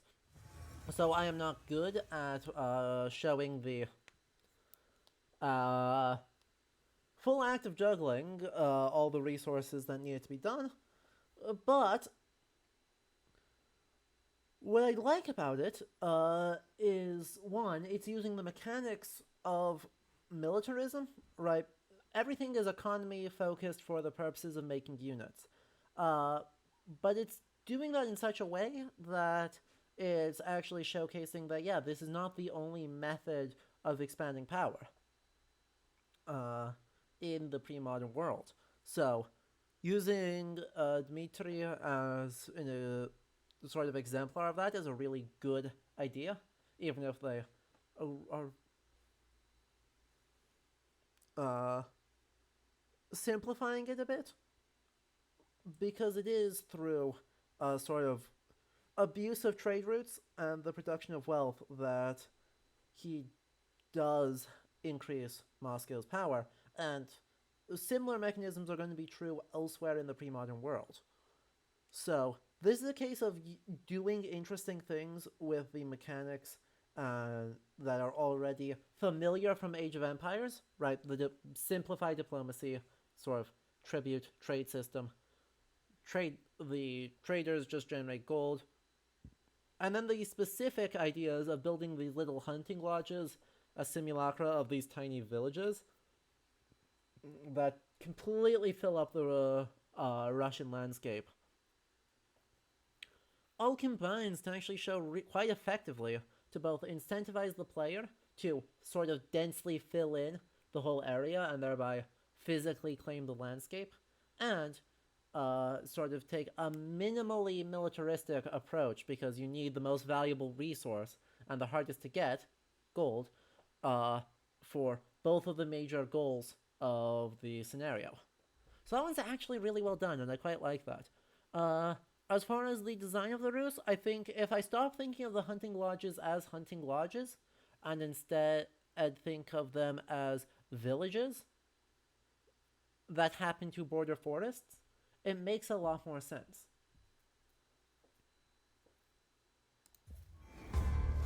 Anyway, Let's not talk about all these villages. Let's instead talk about the Kremlin.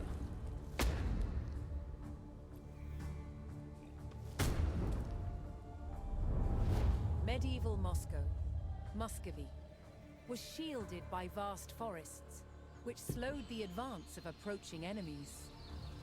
These woodlands were also an abundant source of timber for building wooden forts. Forts built within urban settlements were called Kremlins. The original Kremlin in Moscow, from at least the 12th century, was made entirely from wood. Did they say it's originally from the 12th century and not the later 13th, like they pretended in the last scenario? Yes, they did. A scaled-down version is being made. Moscow built forts in vast numbers.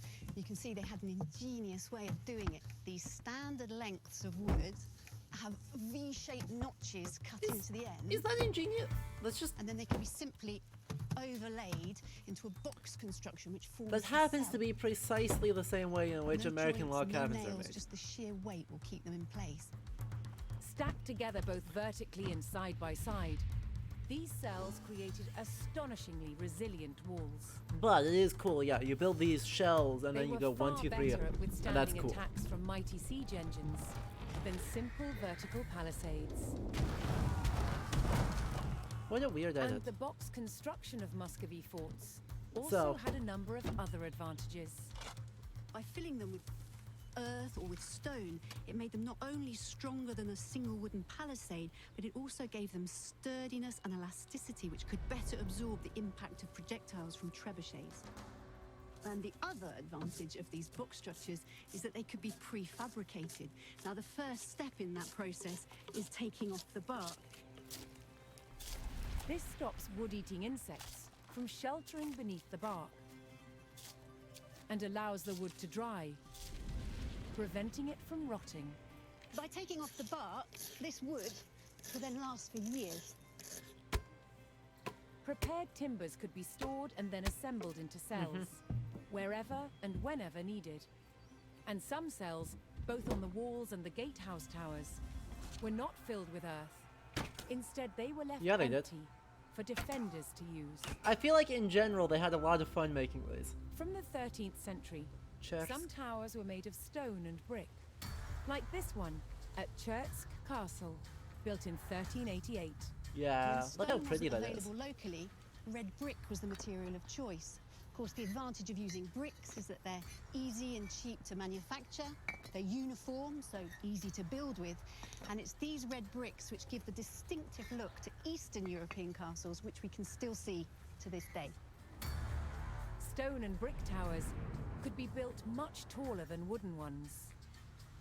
This allowed Moscow's defenders to spot potential attackers sooner, keeping their enemies at bay. Okay, so that one was actually quite well done. I do like that video. It's highlighting something immediately relevant to the mechanics that you just utilized, namely both the Kremlin itself being a central piece of the advancement from the previous scenario, and having these wooden fortifications be a key part of keeping your roads safe for your traders in the strategy of the last scenario. So it's immediately relevant, it's informative, and it's showcasing something that genuinely is a pretty remarkable bit of construction within the late medieval Muscovite Rus. And bandits. Stalking the trade routes of medieval Russia were bands of roaming pirates known as Ushkueniki. Although they were few in number, their attacks would shake the very foundations of Mongol-Rus relations. Time and again, these bandits seized vital silver shipments, captured either entire towns, and controlled river transport. They raided merchants for their booty and sold it on for profit. Soon the flow of silver all but dried up, spelling disaster for the Rus princes. As they began to miss their tribute payments to the horde, the threat of Mongol retribution drew ever closer. The desperate princes tried again and again to stop the bandit raids and re-establish safe trade routes, but their efforts failed to keep favor with the Khan, whose patience would not hold out much longer. So a bit dramatic of a statement, but, you know, fair play. Banditry is a problem. Under Grand Prince Dmitri, Moscow had grown rich and allied itself with old adversaries. Hooray. Together, the Rus allies were ready to challenge the dominance of the Mongols and stopped paying them Note, tribute. the other half of this is that the Golden On the Horde banks is the kind River of in Don, shambles. Dmitri would stake his life on being the first Rus leader to defeat the Horde in battle. Right, it's not just the Rus have built themselves up from nothing and now they're on par with the Mongols at their strongest. By 1380, the Golden Horde is a shell of what it was 100 years previously.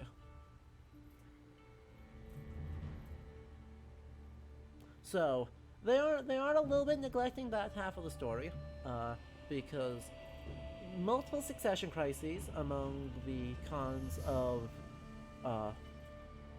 Northern Eurasia spelled bad news. At this point, we're seeing pretty much the interrelations between the Khans is completely gone, and all across the Mongol periphery, you're seeing shrinkage and a lot of crises to deal with.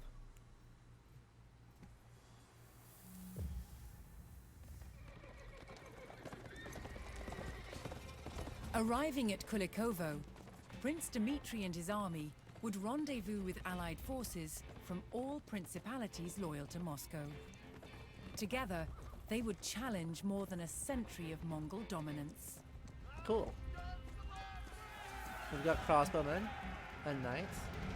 Who are these? Before the battle, Dmitri would recruit soldiers from nearby villages. Excuse me? Warrior monk. He would also ride to his allies, who were awaiting their battle orders. What? What?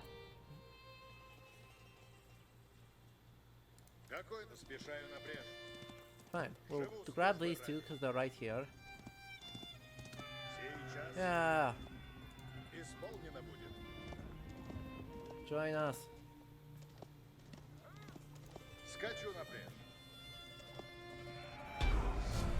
Join us. The villagers pledged all the soldiers they could spare, strengthening Dmitri's position against the Horde. Alright, so we've got a couple of things to do. We've got some scouts who are going to ride ahead of us.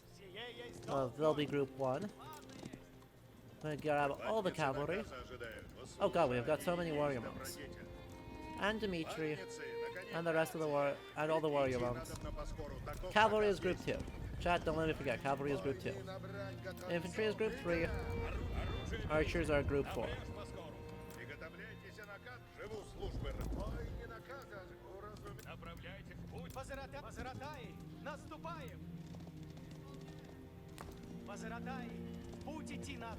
Yes, I don't have any animals to hunt. Oh, perfect.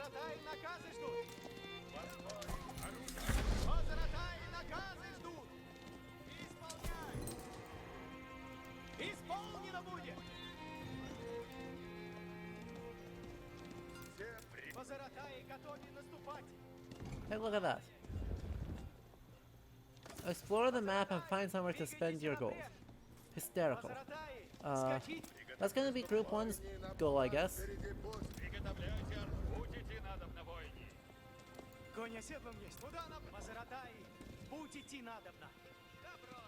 Get closer.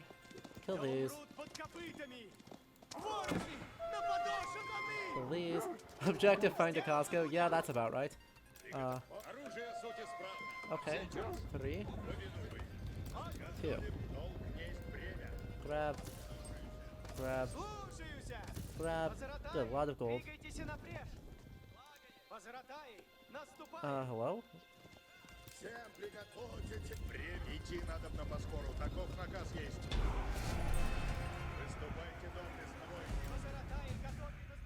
Dmitri delivered the battle orders to his allies.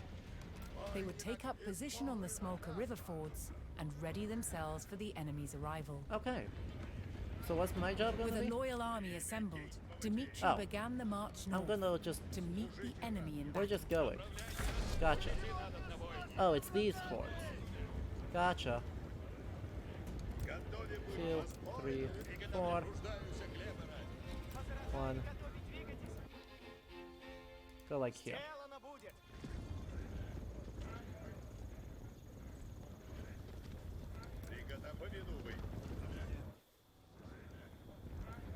2, 3, 4, 2. Hey, look at that. There's more things. More gold. If I can find somewhere to... Ah, so my army is going straight to the center. Alright. That's fine.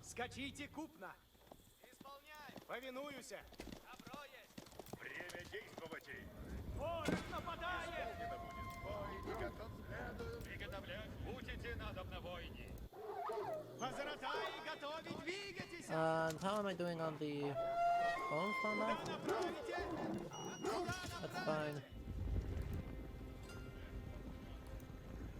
So they've got a squad going there. Oh.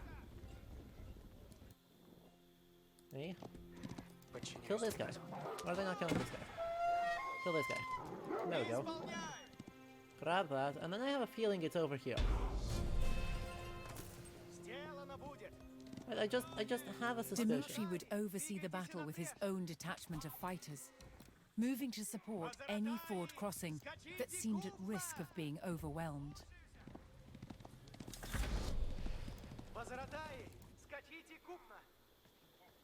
The Rus discovered a new settlement, which pledged its soldiers to Moscow's cause. Amazing. We're gonna set them up over here. As Mongol war drums sounded through the fog, Dmitri and his men steeled themselves for the arrival of the horde. So we got another one there. Oh, wave fight. Oh, that's interesting.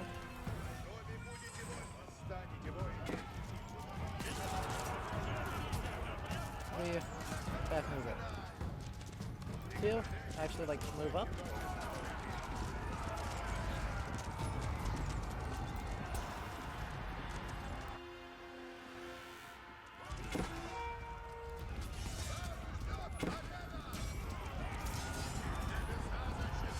Why are warrior monks like part of this? The Rus were emboldened by this first small victory and stood firm on the Smolka River, ready for the enemy's next attack. Also, there's nothing up here, so we're actually gonna take a look. Where else can we find potentially somewhere up here? There. So we're gonna have them run across the map real quick. Squad 2. Civilians Hey. from the province, although unable to fight, vowed to construct defenses for Dmitri should he need to fall back from the northern fords. Love it. You'll love to see it.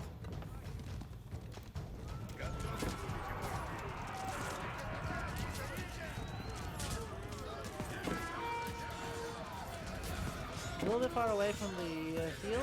6 seconds. Dmitri's allied villagers had finished constructing a line of Deal. defenses, Perfect. which Dmitri could choose to fall back to if he lost the fords. I guess these guys are group 5.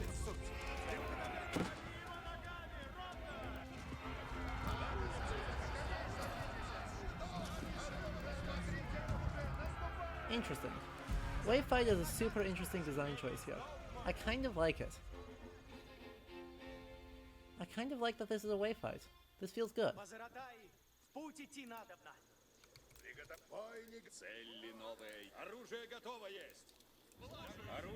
Nee. Nee. Slam up on that side. There we are. Group 5.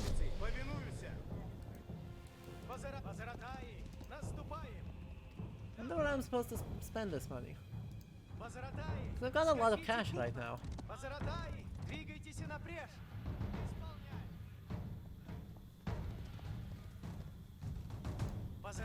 Oh, that's bad.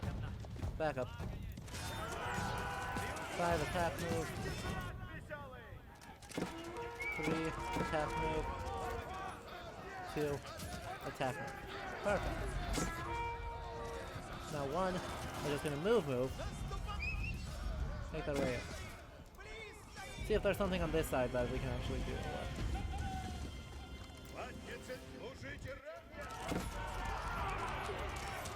Oh, that's bad. Anyone to set up? No? Go on, I dare you. I believe. Can the warrior monks cast spells? They can heal people. They can do monk things. The interesting thing, right, the interesting thing of the warrior monk is that my best guess for what they're doing, and they may correct me on this later, but my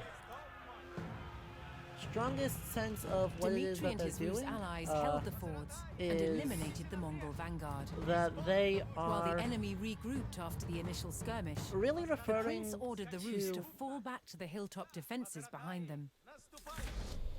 Yeah, that they're referring primarily to, like, the Teutonic Knights? As they retreated, nearby Rus provinces mustered additional forces to Dmitri's side. Well, alright. Why are we falling back to here? That seems weird. Oh well. We'll reform the squads up there. Up here? I thought for sure there might be something up here. That's alright. Seems to have nothing, so we'll not worry about that. So where else can we look to spend our gold? I've got pretty good map exploration. Oh shit.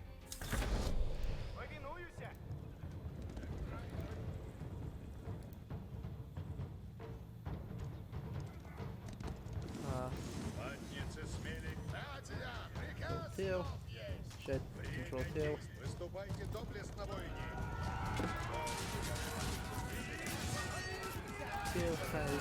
Two's job is to try and deal with the Mongol heal. 3 can just attack from within. Yeah, actually. Well, 5 is going to maul these guys, which is perfect. Actually ideal. I wonder where these guys can go. Like, I'm not seeing a lot of other spaces. Because this is all forest. So I can't actually go through any of that. Oh, there's a blacksmith. Duh.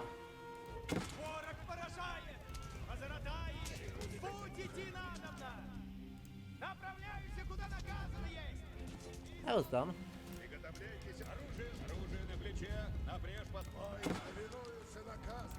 2. Because 2 is going to be heals, so 5 can actually make a line up here.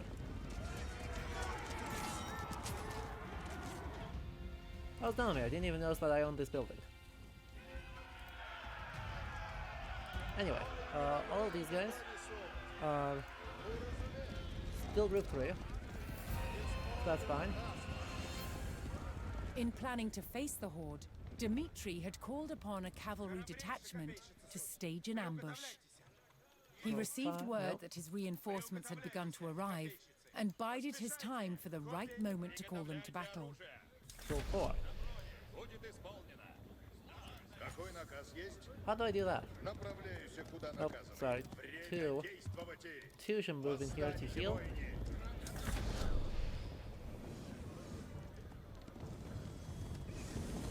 Warrior monks, they're good. Oh yeah, the AI is garbage at this.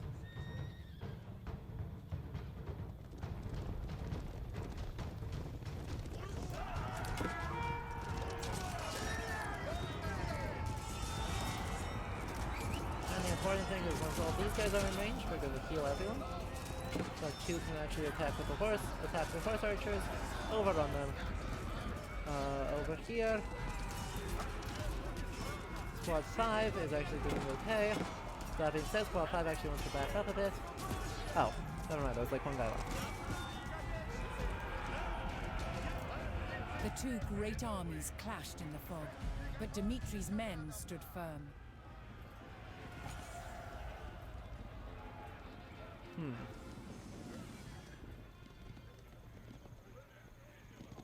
These guys all healed. Awesome. Then I'm gonna go over here. Nope. These guys are gonna stand here again. 2. These guys are gonna go up here. The cavalry is gonna be fine. I just want to heal as many of these people up as I can. With the terror of the horde on their doorstep, Rus villagers once again rushed to construct more defenses. This time on the banks of the Don I love River. this. I do love this scenario. This is really cool.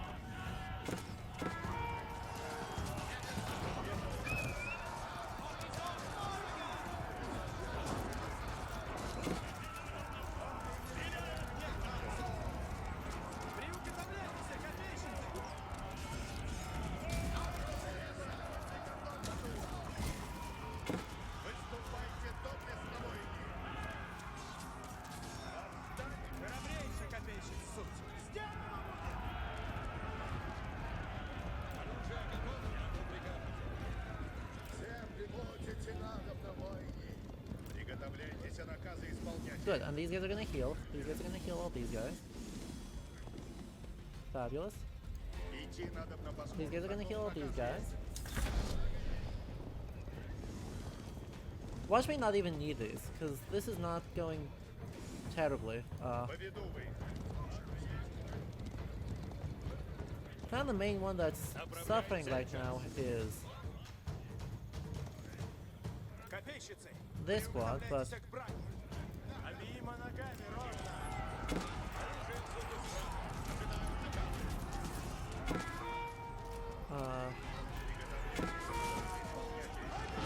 the siege engines are the problem. We don't want to let those set up.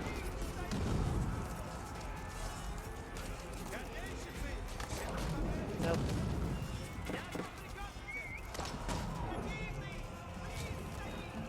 Two. That please. Perfect. Help out here.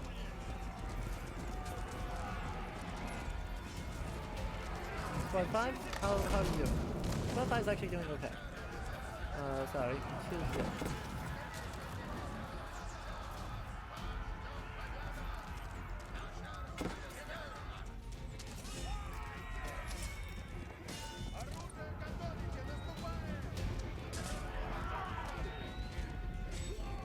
Needs to reform, and I will need to bring in the cavalry next wave. The Mongol numbers dwindled as the Rus struck down their ranks.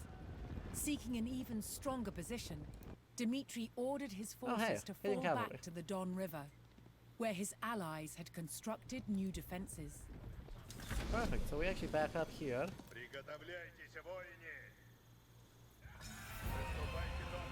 And then as the Rus fell back, a fresh detachment of reinforcements joined the fight. One. I thought one was one guy. Oh, one's dead. Okay. Perfect.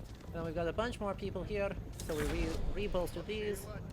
The strategy is not complicated, but it does work. 5, 3, 4.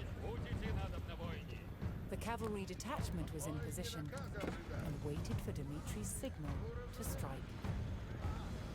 Then 4. Shift these guys, still group 4. And then 5. Shift these guys, still group 5.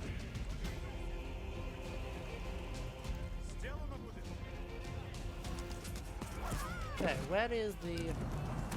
Who is going to come from here? More mangonels. Alright, alright.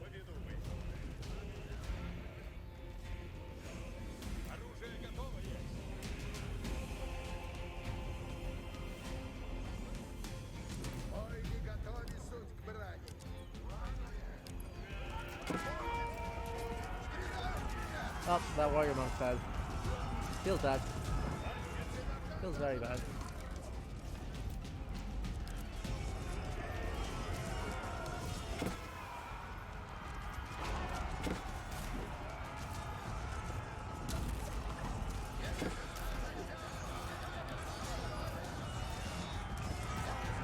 Also, what is that? There's that, there's that, there's that. With their backs to the River Don, the Rus held their ground in a last stand against their ferocious enemy.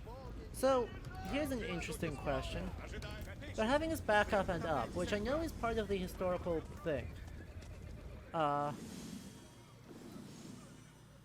It seems, however, to therefore imply that this is a consequence of just how well we are dominating them, that we are seeking stronger and stronger positions, and thereby giving up space.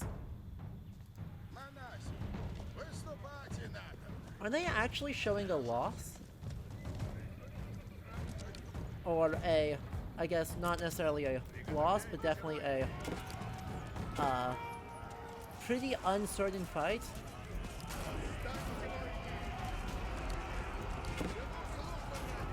Nope, easy to push through. Turn this. W, heal, kill these guys, break them to smithereens. And now we go. This squad completely overrun. 2. Am I losing people fast? No. No, I'm not. In the last gasps of the desperate battle, the Rus would not back down. It would be victory or death. Yep, there it is.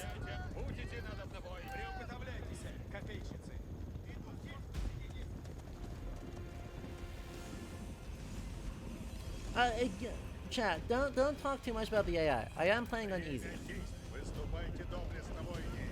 But I am playing on easy, and I am playing on easy for a reason. So, the AI is a secondary concern for this. Because I'm sure playing on, intended difficulties would help our cause.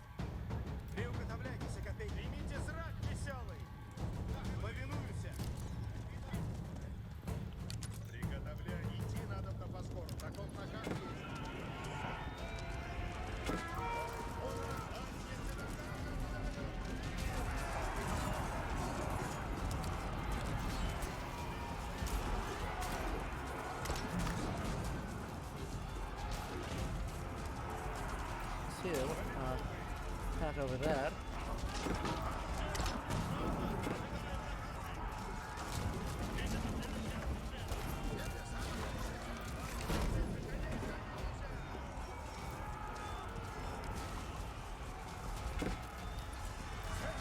And we can actually move over this way.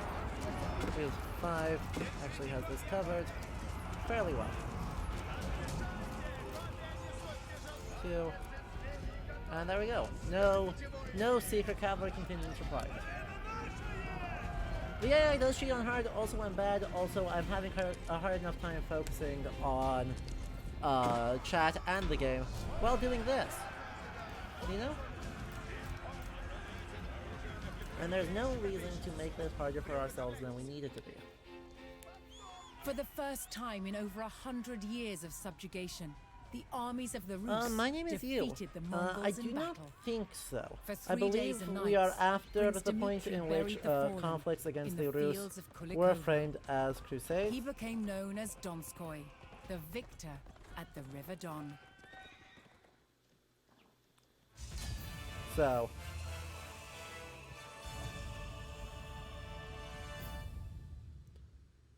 definitely, I don't know that for sure, but I'm not aware of anything against the 14th century Mongols being framed as a crusade.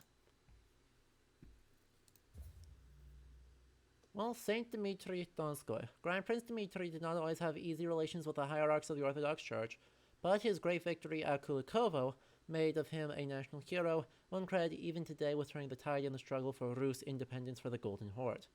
Legends grew around the battle, including the story that the venerable abbot Sergei of Radonej blessed the prince and sent his 2 bravest monks into battle with Dmitri to inspire the troops and provide spiritual legitimacy to the fight. So that must be where they're getting the warrior monk from, though. It still feels like this is not... Oh no, I'll have to look into it. I'll have to look into Rus warrior monks before I say anything. Still, the Russian Orthodox Church did not soon forget Dmitri's conflicts with the religious leaders of his own time. It was only in 1988 that the church made Dmitri Donskoy a saint, giving him religious stature to match his historical and cultural importance. Interesting. And one more thing here.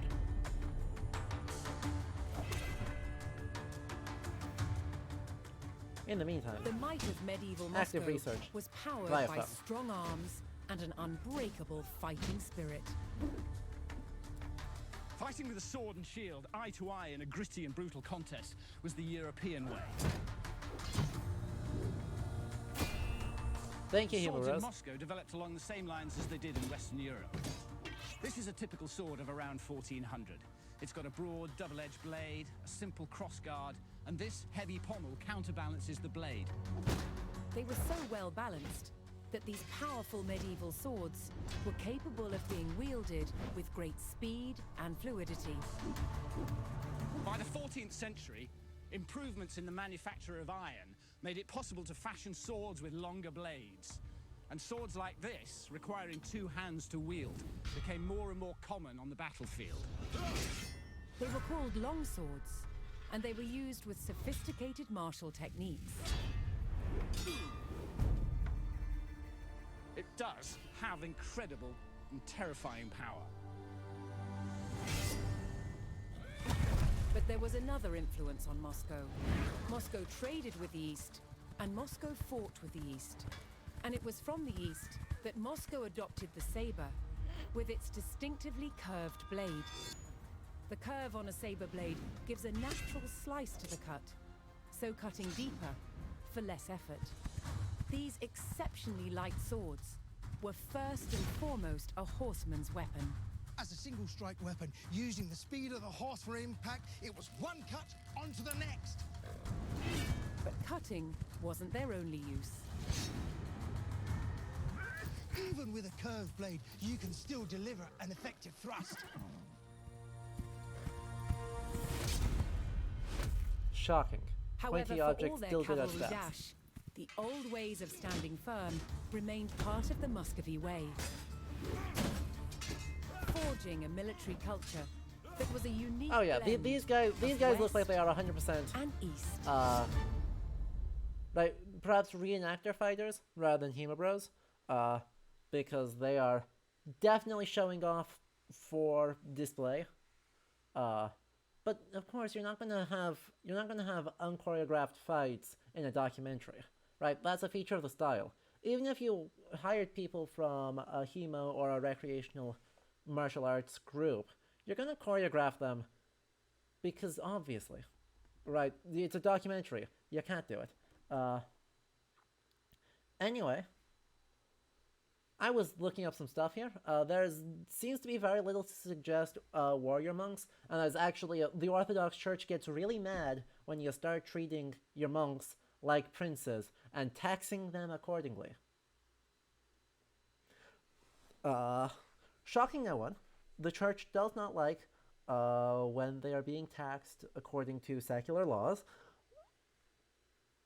And so, right, the stereotype of a warrior monk seems to be later popular, either later history or later pop culture, sneaking its way back in. Also helpful, surprise, our sources for this time period are actually not very good. Right, we've got a few chronicles. It's not like we're working out of nothing. But there is not enough to actually know more than the most basic outline with confidence of how the Mongol rule affected Muscovian or Muscovite culture. So, someone instead like Donald Ostrowski in Muscovy and the Mongols Cross-Cultural Influences on the Steppe Frontier 1304 to 1589, a book from 2002, which means it's already quite old, but still useful, shows that during the early period of Muscovy, the ecclesiastical and secular institutions were affected by two different outside influences, Byzantium and the Kipchak Khanate. So, they are actually suggesting far more continuity within the Eastern European context than perhaps within strictly a Central Asian Golden Horde context.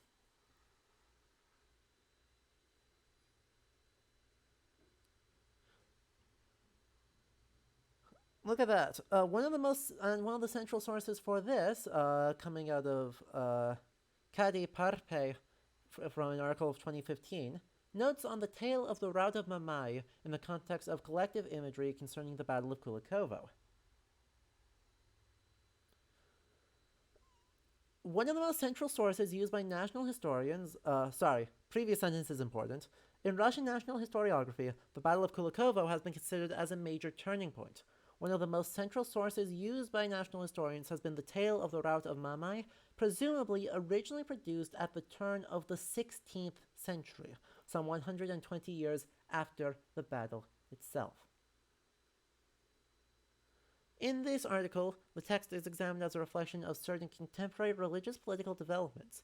It can be claimed that the dualistic approach of the text, which emphasizes unified resistance against an external threat, has been applicable in strengthening ideas of internal cohesion in the Grand Duchy of Muscovy, the Russian Empire, and the Soviet Union, as well as post-Soviet Russia, creating an anachronistically toned basis for the collective imagery concerning the battle. What's that? Chat, raise your hand if you're shocked.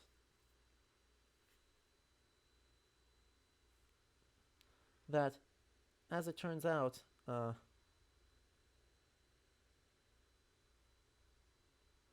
our main source is from over 100 years later, and is in fact a legendary tradition that overemphasizes local unity to support the idea of the Grand Duchy of Muscovy in the 1500s, as where Ivan the Great is really emphasizing his claim to being the Tsar. He doesn't ever call himself that, but his grandson will.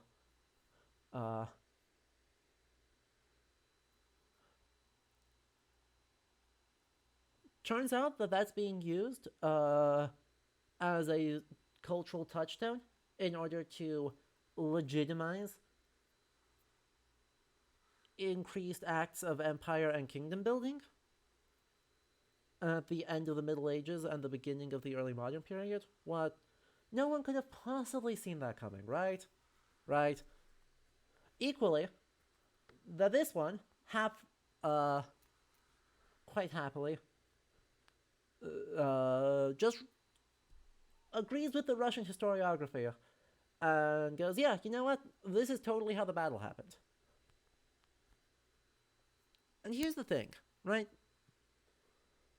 Once again, this feels like a point where the history level of the history education is very much high school history level.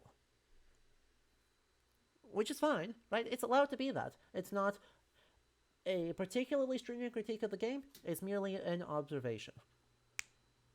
I'd be curious, on another design level, if there's a way to highlight the subjectivity and the fact that this is a glamorized account based on a romantic lay composed in the early modern period and used for contemporary political ends, and actually provide that source criticism.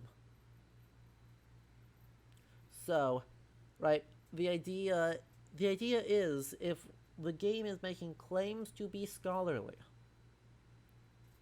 and this is actually a technical term, the scholarly game that's been proposed a few times since 2012, that it needs to do certain things in order to make a historiographical argument, not just replicate what a certain group of historiography or a certain school of historiography has kind of accepted as our primary account uncritically.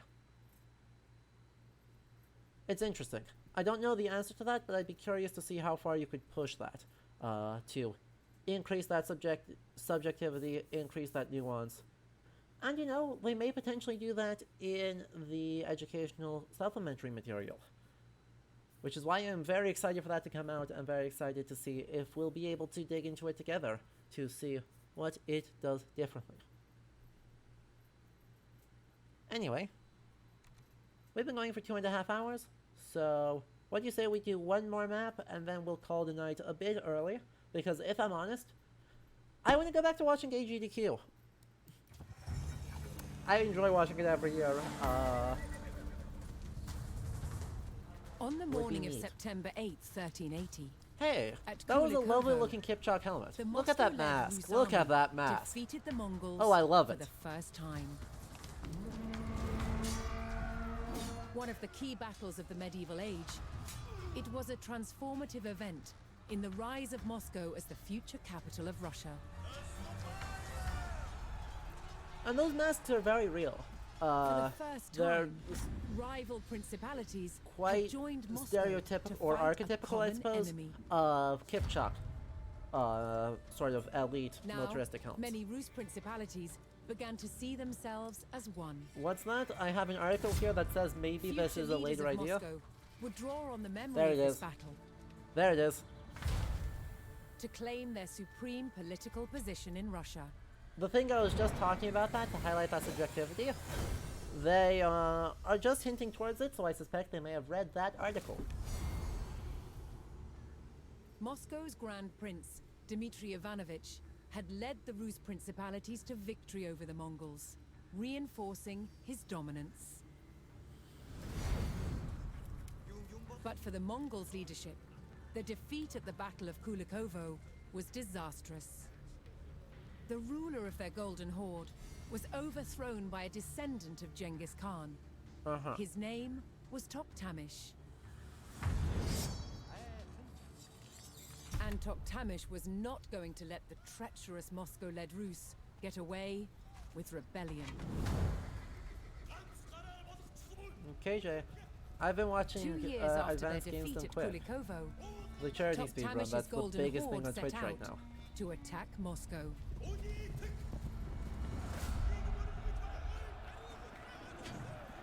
The city had not felt the wrath of the Mongols for more than a century. That was about to change.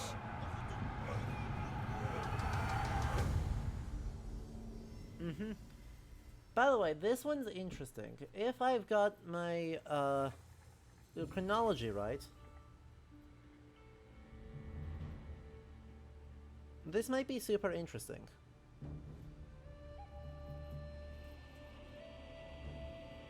Let's see.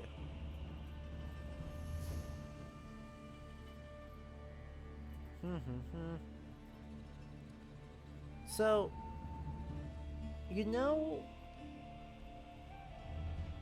how I've been asking over and over and over and over? How do you make a mechanically interesting defeat? And criticizing and actively criticizing the game for only portraying victories in its narrative of history, especially in military histories that really have long periods of defeat. Yeah. Let's see how they do.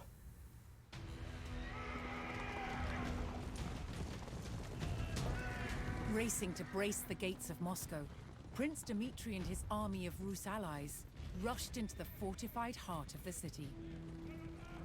This would be the greatest test of Moscow's mighty stone walls.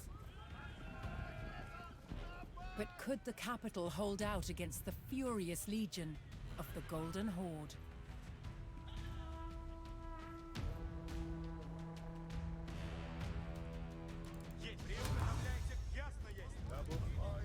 Let's see how they do this.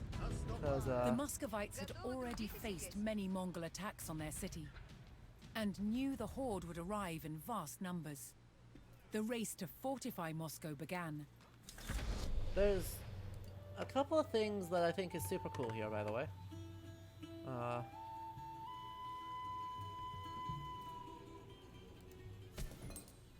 Okay, cool. Okay, cool. Those are all doing their thing. Those are all doing their thing. Where's this person? Okay, they're inside this. Cool.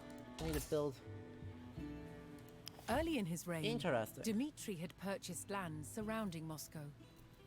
These vassal settlements provided Dmitry with taxes paid in gold, but could also supply reinforcements. Interesting. If Okay. Dmitry chose to request reinforcements, he would lose the revenue from that settlement. Cool, we've got a lot of resources right now. We're going to take advantage of that while we've got it. A lot of these guys. 2. I need to be building a lot of things right now. That's a market, that's not helpful.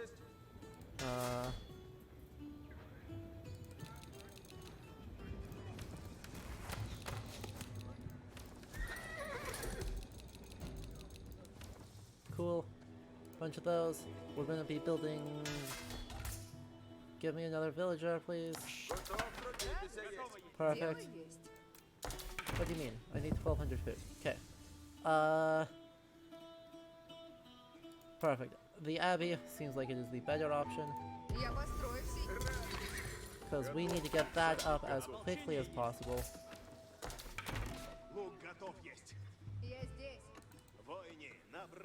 And there's no one in there, so let's grab 3 people here. That's 4. We need 3. Garrison there.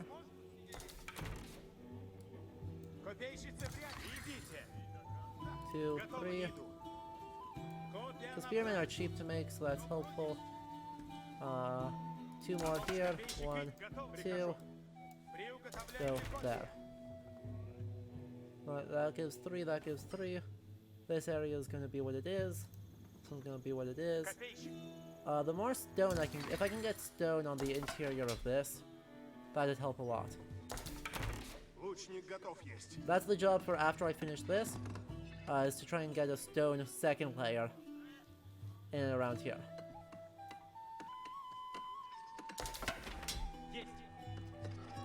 Meanwhile,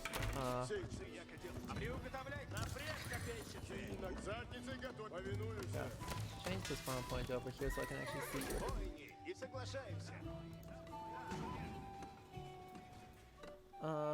What else do I need? I need technologies. Blacksmith?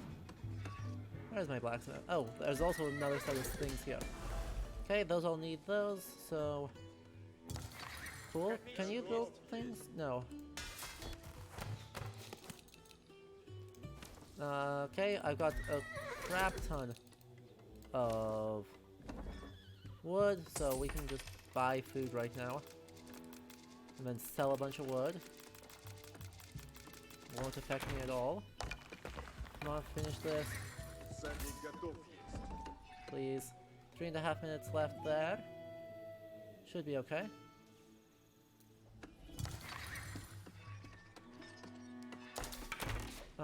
Cool. There's those.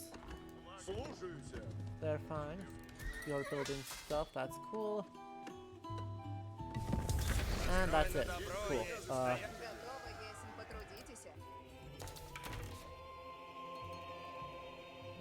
Where do I need to build things in order for this to be okay?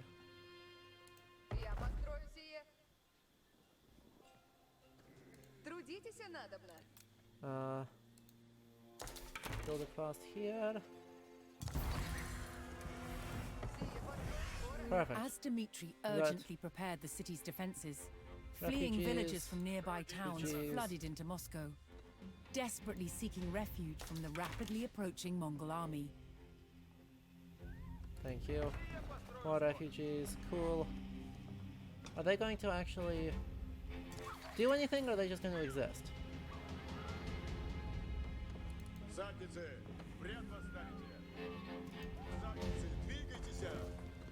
I feel like they're just going to exist. I do need a siege engine workshop as well, so let's get 3 more villagers.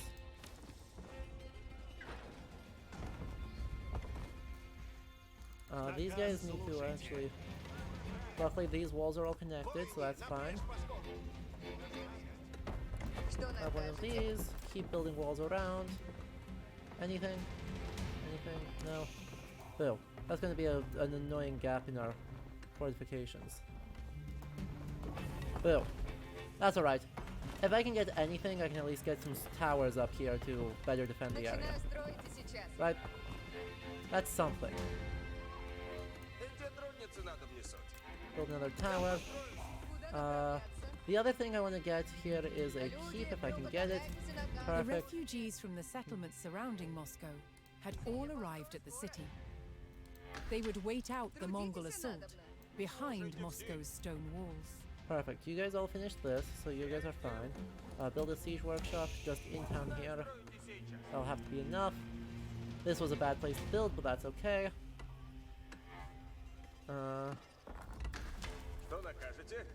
What can you build now? You can build a monastery, you can build a siege workshop, you can build an arsenal. Build an arsenal here.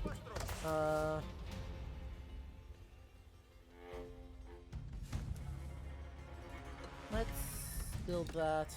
We've got plenty of warrior monks right now. You guys are all group 1. That's fine. Go up there.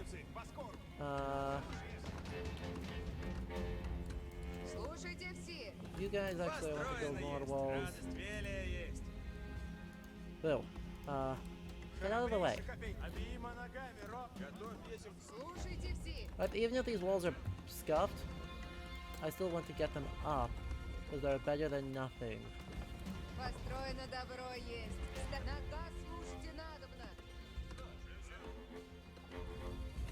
Okay, meanwhile, upgrade.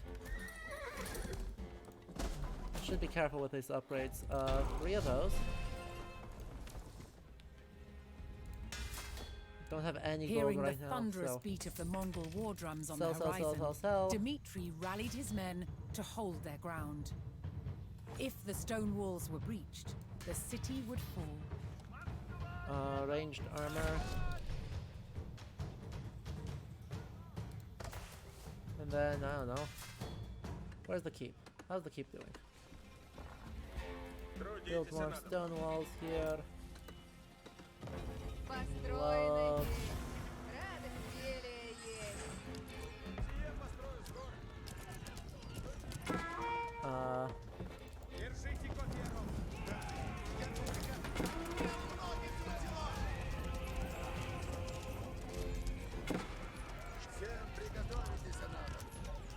Cool. There's those. Got lots of people just sitting around. Build more walls all across, straight across here. Let me build.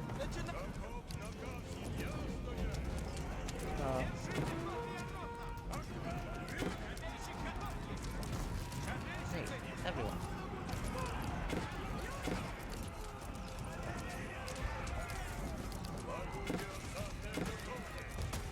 Okay. Garrison. Out of that. Okay, these guys are all dead, so that's fine, I guess.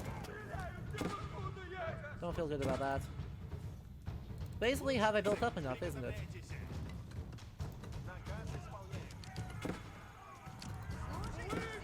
Drop a gate in there. Awesome, these guys should actually be okay.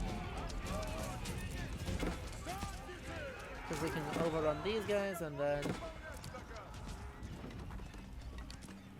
go from there. Okay, go over here. Get out of the way. Get out of the way. 1, out of the way.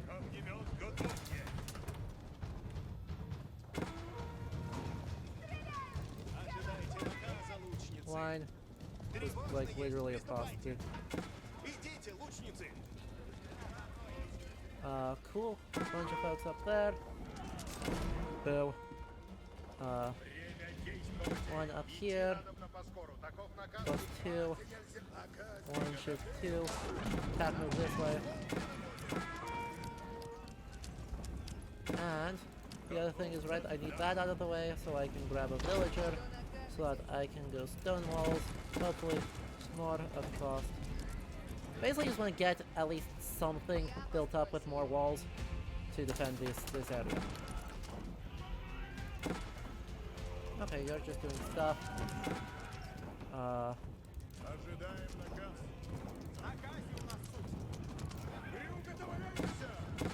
There's a gate there, which is great.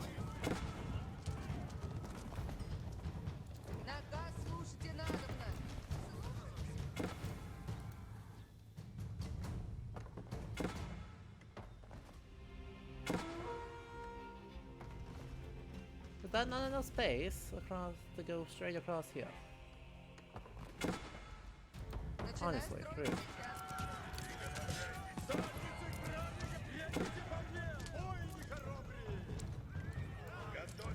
it, and I'll go over here. And that kills all of these guys. Perfect.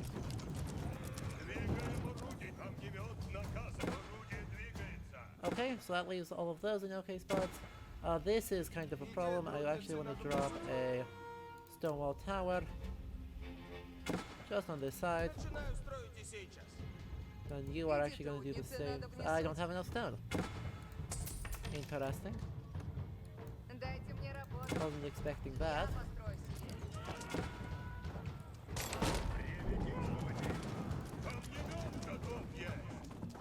Perfect, and the mills are doing their job.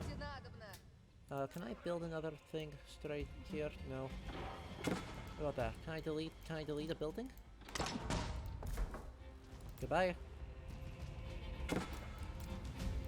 Goodbye.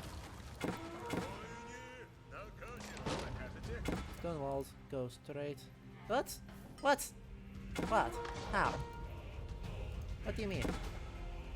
What's preventing it? Fine. Honestly.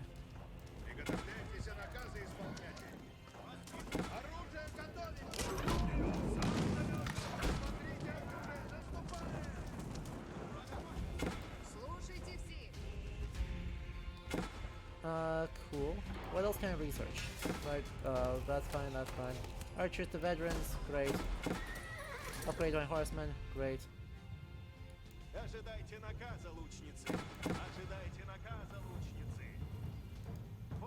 Some of that on there. You're going to go back to that, you're going to go back to that. Some of you guys up here. And then you guys actually all need to back up into here.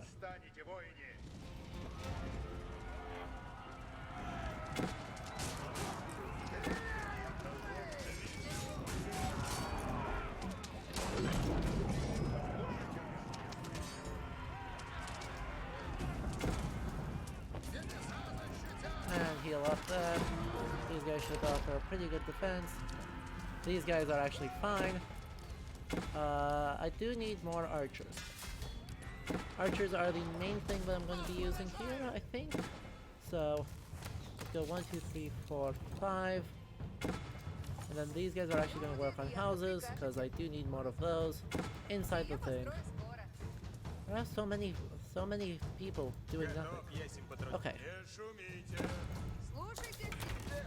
So since I can't, frustratingly I can't build a lot out here. Oh, I don't have the stone for it. That's what the problem is. Not that I can't, it's that I don't have the resources. Well, that's fine. That is a solvable problem.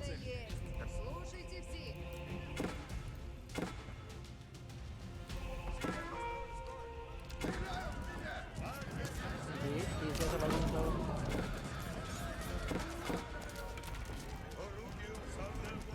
There. They are going to go up here. A new threat arrived at Moscow's gates. The Mongols rolled in their mightiest siege engines. One. Actually, the whole squad out here. These guys are going to go up there. You're lighting them on fire, that's whatever.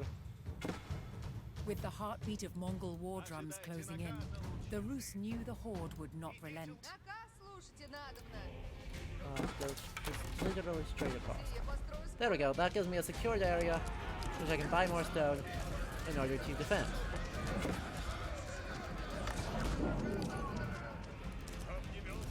So, the next question, what do I do against the siege engines? These guys are good.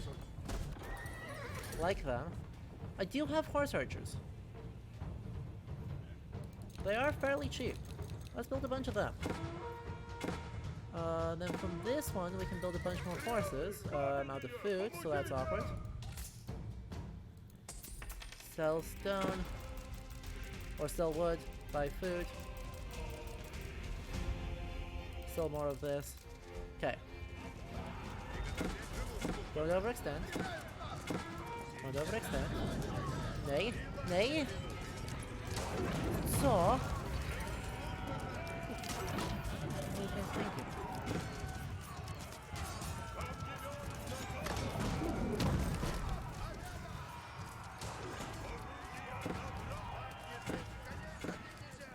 Okay, these guys are causing problems, but I actually don't care about them too much, because as long as I can back this guy up into here,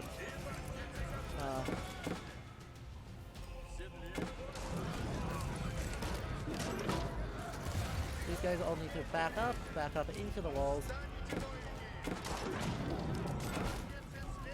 Back up into the walls. The Mongol torches made short work of Moscow's wooden palisades, and now the old stone walls were all that stood between Dmitri and defeat. Okay, so this was kind of bad, but also I think it's a fine. I'm pretty sure we're fine. I do just need a lot more units actually up here. Right, I need to actually gather around here. Some of these guys are in trouble. Stonewall Tower. And then you can build at least a couple more towers to solve that problem. Now, the horsemen, when I unlock this, the horsemen can go break this guy. While the spears can go knock these down. And the horse archers can help, I guess. Progress.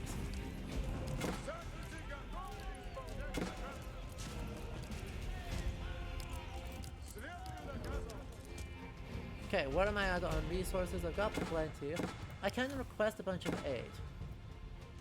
Colonna, 15 muskets. I can afford that. I want the muskets. Muskets up on these walls is going to be stupidly strong. Was answered by the vassal town, which sent all the troops it could spare. Yeah, these guys are kind of dead, so just like run. Just like run. Run over here.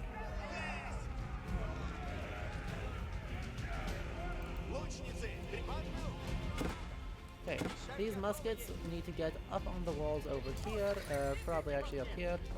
These two are going to go build another fortification up here.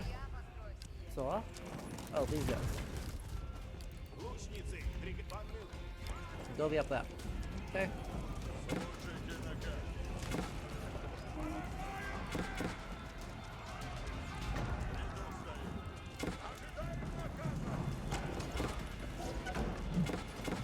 Get that trash and trebuchet down.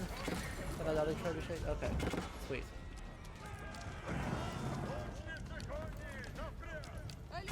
Inside. Ah, a lot not happening that needs to. I'm doing okay though.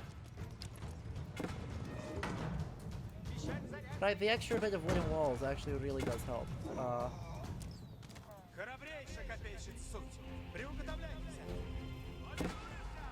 So the other problem here is that I don't have a gate on this side, so I actually do need a poke one.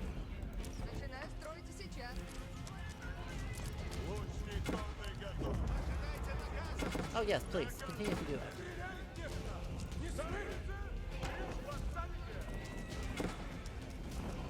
Move in here.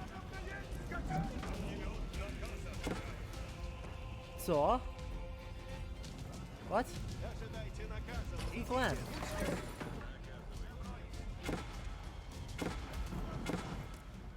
Shit. You guys have to break that down. Because they can't attack here. Wait, yes they can.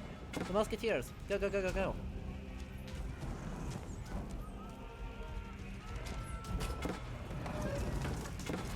Pew, pew, pew, pew, pew!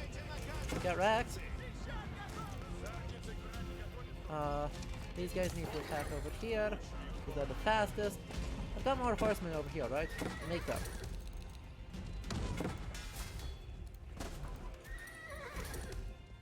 I've got a bunch of horse archers, they'll work.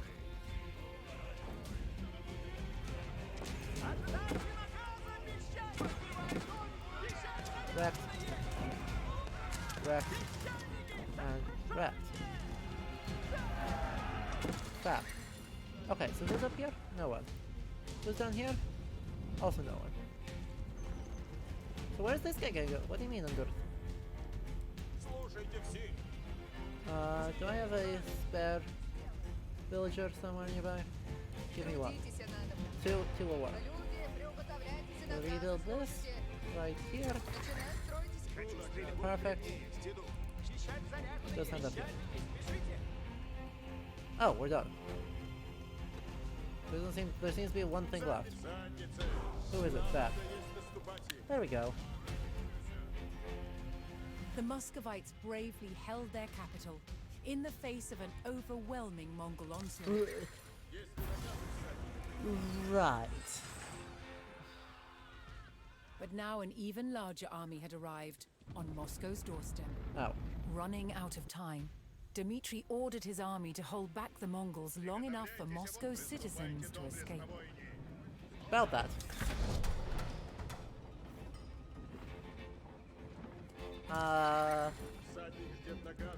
I've got bad news.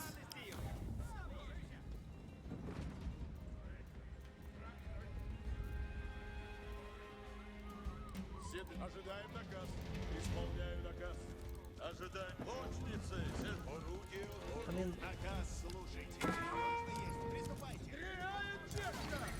not a big game, but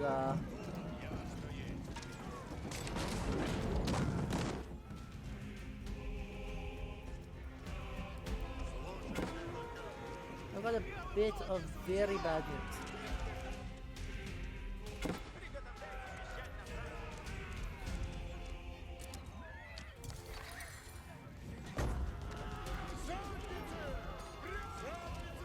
Okay, come on, please overrun them. If I can overrun this position, I'll be okay. Go break these, please. Just because I feel like it.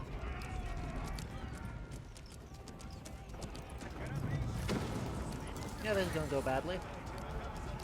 The nice thing is I do have another layer of walls, right? Hey, look at that. Objective completed.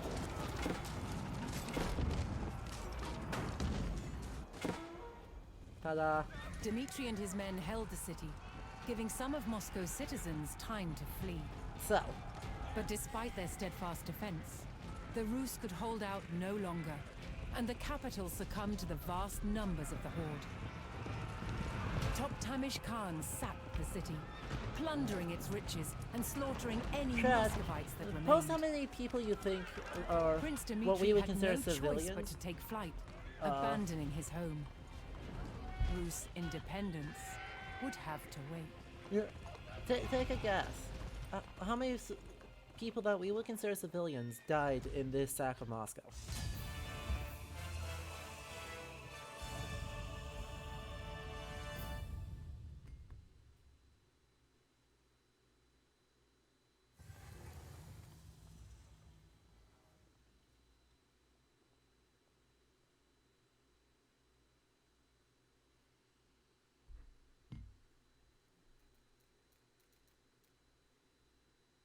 One to 2,000?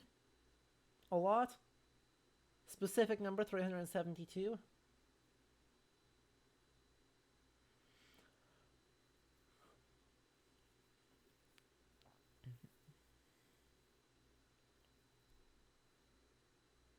A hyper-conservative estimate would be 10,000.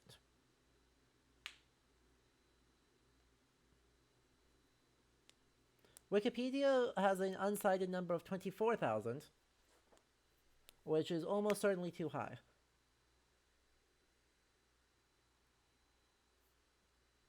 So, yeah. Unfortunately, the other thing that this one doesn't do is, supposedly, it was two Rus princes who were allies of the Khan and of Tamerlane, who was also there, by the way,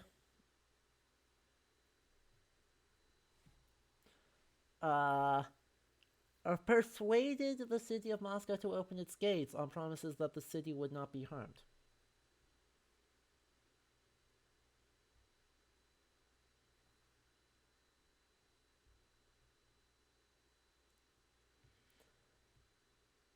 Now, our sources for this appear to be bad.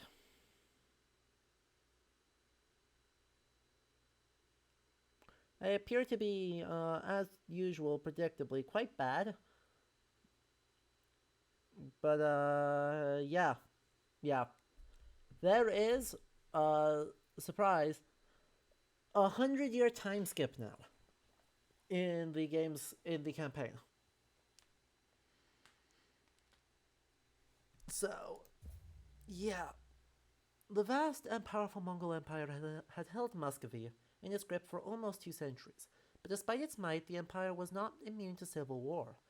Genghis Khan's grandsons in the east have fought bitterly for the title of Great Khan, and later in the west, competing branches of the family squabbled for supremacy over Russia, Persia, and the Crimea.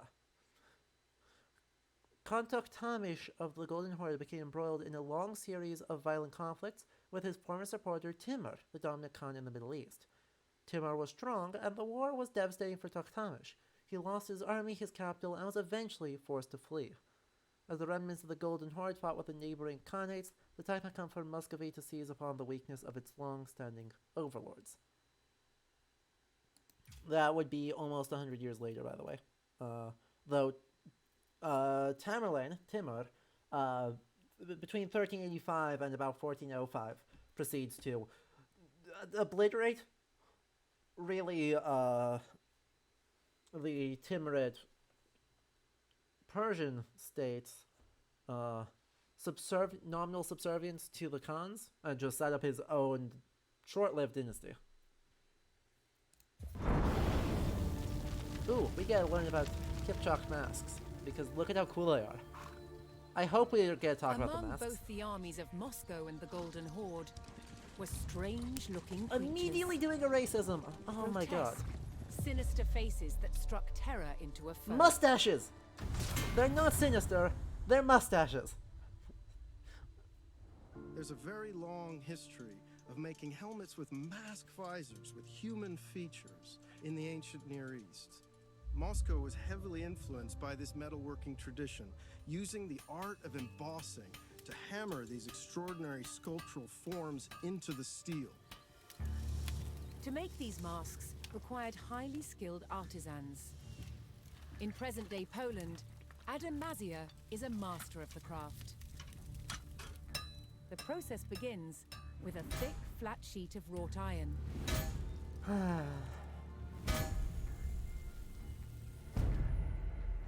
I mean, look. Kipchak masks are phenomenal. The beginnings of a face. As the metal is pushed out, I just don't love the exoticism of calling them strange-looking creatures. And an outline of the nose.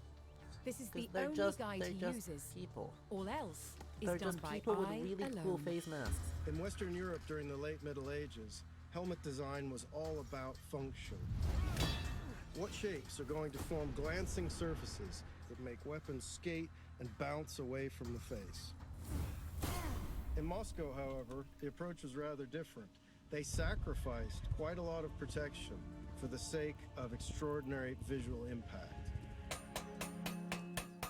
There is a limit to which the metal can be stretched, and so a slot is cut to allow the nose to be shaped. Released from the bonds of the rigid plate, the nose takes on its distinctive form. In a way, armor is always a mask. It forces the world to see us as we want to be seen. Strong, powerful, indomitable. These Muscovite mask visors are an extraordinary example of that projection of identity. In some cases, they were actually made as portraits in the image of the wearer. Okay, I don't hate that sentence. The features become more and more recognizably human. The furnace imbues the mask with a warrior's That's fury. nonsense. The furnace makes the mask hot. When finished, the visor is given a high polish and attached to its helmet with this rotating hinge that allows the visor to be raised and stowed when not in use. But it can always be quickly lowered as soon as danger threatens. A man could project his power with such a mask. A man could hide his fear with such a mask. And by doing so, he could be brave. the documentary style really does this game no favors, does it? And I'm struck by that conclusion yet again. Even when the documentaries are really good, they just don't do the game that many favors. Because documentaries over... the style of documentary that they're using relies on grandiose statements about the purpose of things. And well, you know, I like the idea of imbuing these objects with agency and letting them be active projections that influence the wearer, right? That sentence is good. There is simultaneously some really weird pontification going on. And yes, we're going to leave the campaign mode, because look at this.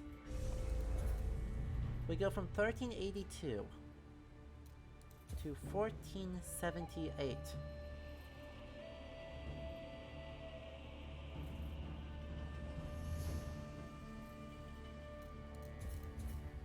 Apparently nothing important happens in that 96 years.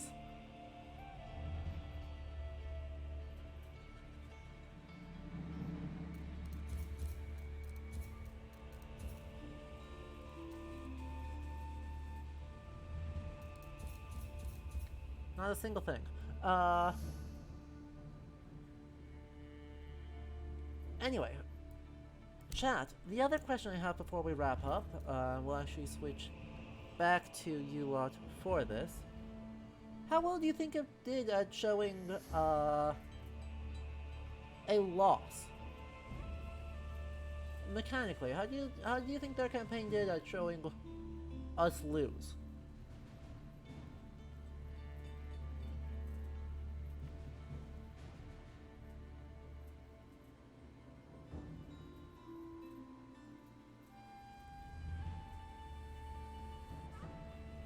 Because it's something I've been asking the game to do for a very long time, right? Let us lose battles.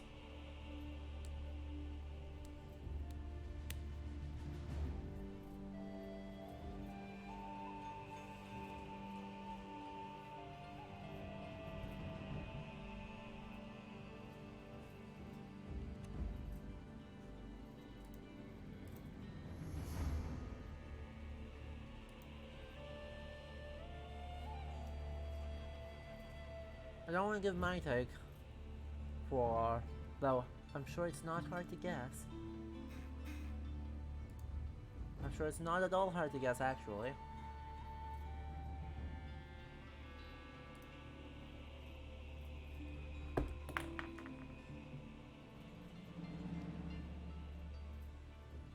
In the meantime, I'm gonna quickly look up, see, 15th century Muscovy.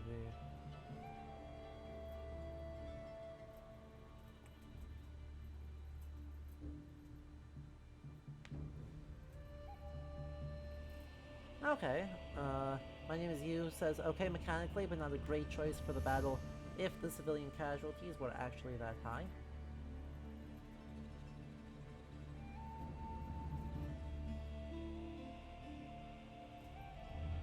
Confused about how they handled the siege of Moscow from Grand Chicken Lord. Wikipedia has no mention of anyone holding anyone else while someone else ran away. Just, it could have happened, and they're adding it because it makes a better story. It does seem to, doesn't it?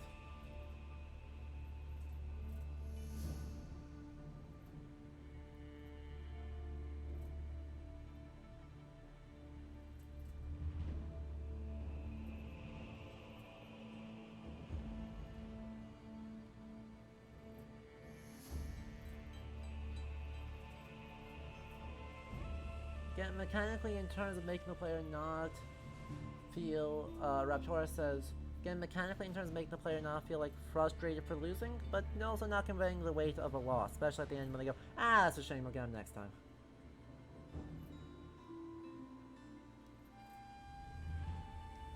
I agree with all of those, right? It's done not terribly, but, like, we don't lose. Right, the player doesn't lose.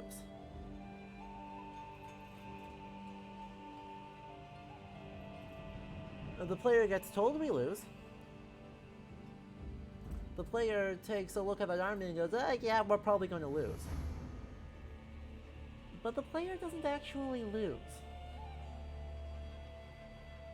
The game fades to black before we lose.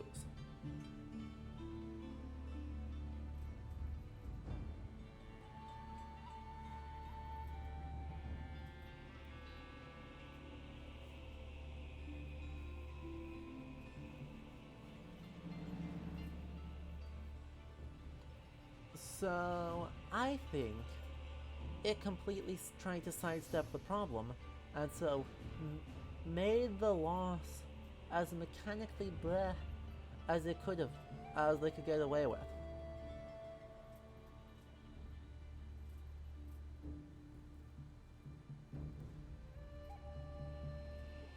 Right, as mechanically non-existent as they could possibly do. Now, there was some stress, right? The attacks from all angles is good for the siege. But yeah, Whole Milk. Doesn't help that you didn't lose too many units in that ending, so it just makes it even more underwhelming. If you are at all competent at the game, it's possible to lose very few units. You'll get ground down eventually, but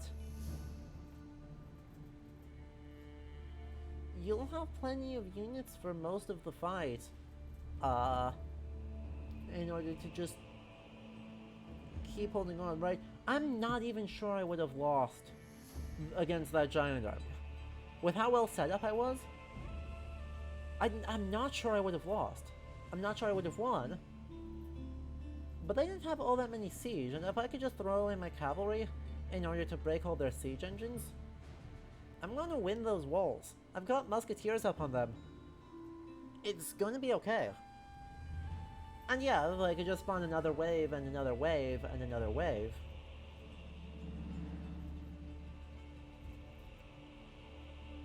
But that's not really the point, is it? I was not barely holding out. I was solidly in the middle of the siege and then got told, oh, by the way, congratulations, you lose.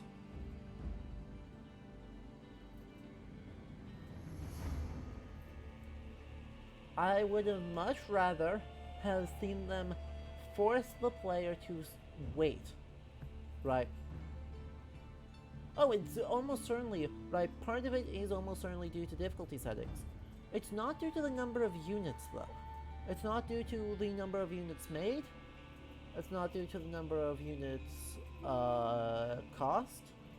And it's not due... Right, I expect, upping the difficulty would increase the numbers sent against me slightly. But it's not really affecting my side of things all that much, and it's not going to affect the final fight.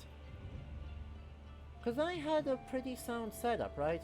Winding mangonels inside the palisade, with a secondary stone wall built up in the central area to hold as much ground as possible, building a lot of fairly cheap units, especially archers, and then get that musketeer unit up on the walls the moment things start looking bad. So, difficulty settings is definitely a part of the problem, but I don't think they solve it. It's kind of sad? Oh no. I'm not happy with that, because it didn't feel satisfying as a loss, because it didn't feel like a loss.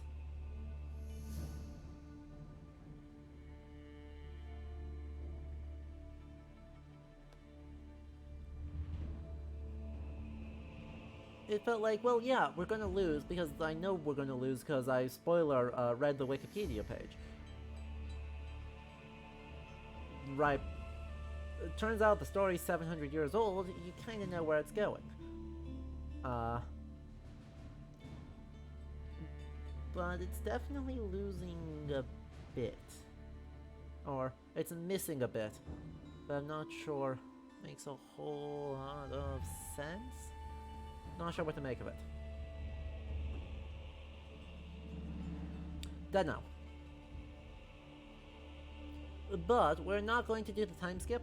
We're going to save the time skip for after, for next week, when we're going to take a look at the 15th and 16th centuries, when suddenly we're going to have all of the gunpowder.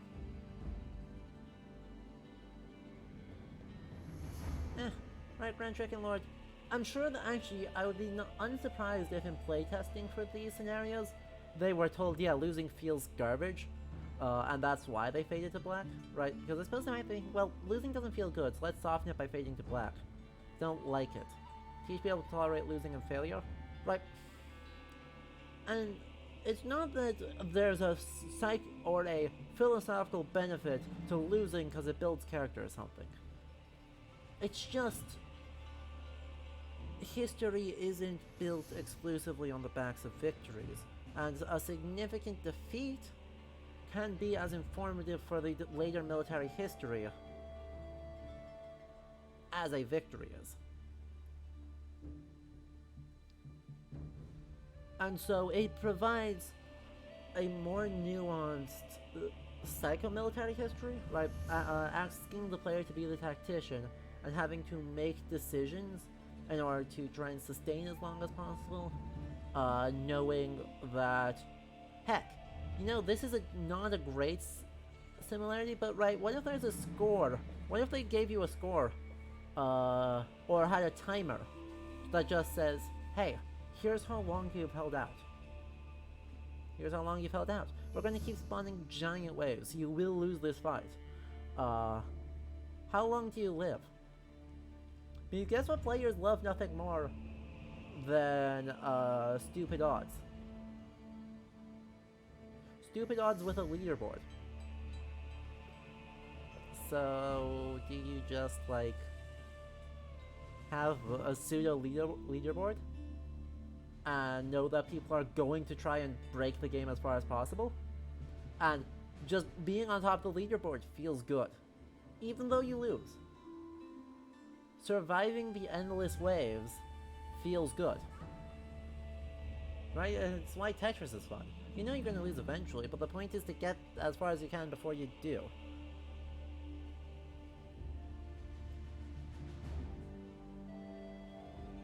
And then just let it run out. Right? Time stops when the Kremlin gets destroyed. That's it. You can move on. That would be my solution. I don't know how that would actually work, but I'd be curious, you know, if there's a way, if anyone watching the VOD has, you know, mod skills, or is able to kind of recreate this, in order to do that timer. It would be an interesting experiment to see how that feels different. Anyway though, we are of course going to leave off here. So, if you enjoyed, do make sure that you consider following and subscribing to the channel, either on the VOD on YouTube or on Twitch. It does help support the channel a lot, and if you are on Twitch and have Amazon Prime, you do get one free subscription a month. If you give that to the channel, it would be immensely, immensely appreciated. In the meantime, thank you to everyone during the stream who followed, Taishar Malkiar, Dave, 89X, and Cosmonaut Comrade for the Twitch Prime sub. Additionally, I want to thank our patrons, Raptor77, Leander Tucker, Geo Anomaly, Angus Mole, and Aiden Frost, for your support. If you want to help support the channel further, we have some lovely Patreon tiers that you can support at whatever level you feel comfortable with. Be that $2 a month, $10 a month, or you can suggest a game for me to play at $25 a month. Make sure additionally that you're subscribed to the YouTube channel if you have not yet, because we do video essays there as well. We've got some coming up, some collaborative stuff, and then some projects that have been in the works for a while, both around Assassin's Creed Valhalla Discovery Tour and some other things. Next stream is going to be on Friday at 4 p.m. Eastern Time. That's 2 hours earlier than normal. And that's going to be the beginning of a co-commented playthrough, which is for me, you know, semi-first playthrough. I've never played it myself, but I've seen it plenty, of God of War. And our guest is going to be a PhD student whose most recent publication happened to be on the adaptation of Norse mythology in Sony Santa Monica's hit 2018 game, God of War. So, one of my dear friends and a literal expert in the topic of Norse mythological adaptation in God of War. So that is going to be rad as heck. I hope you are looking forward to that as much as I am, and I will catch you all on Friday at 4 p.m. Eastern Time for that. That's all I've got, so I hope you all enjoy the rest of your evenings, have a lovely week, and I will catch you all on the next stream. Alright? Have a good night.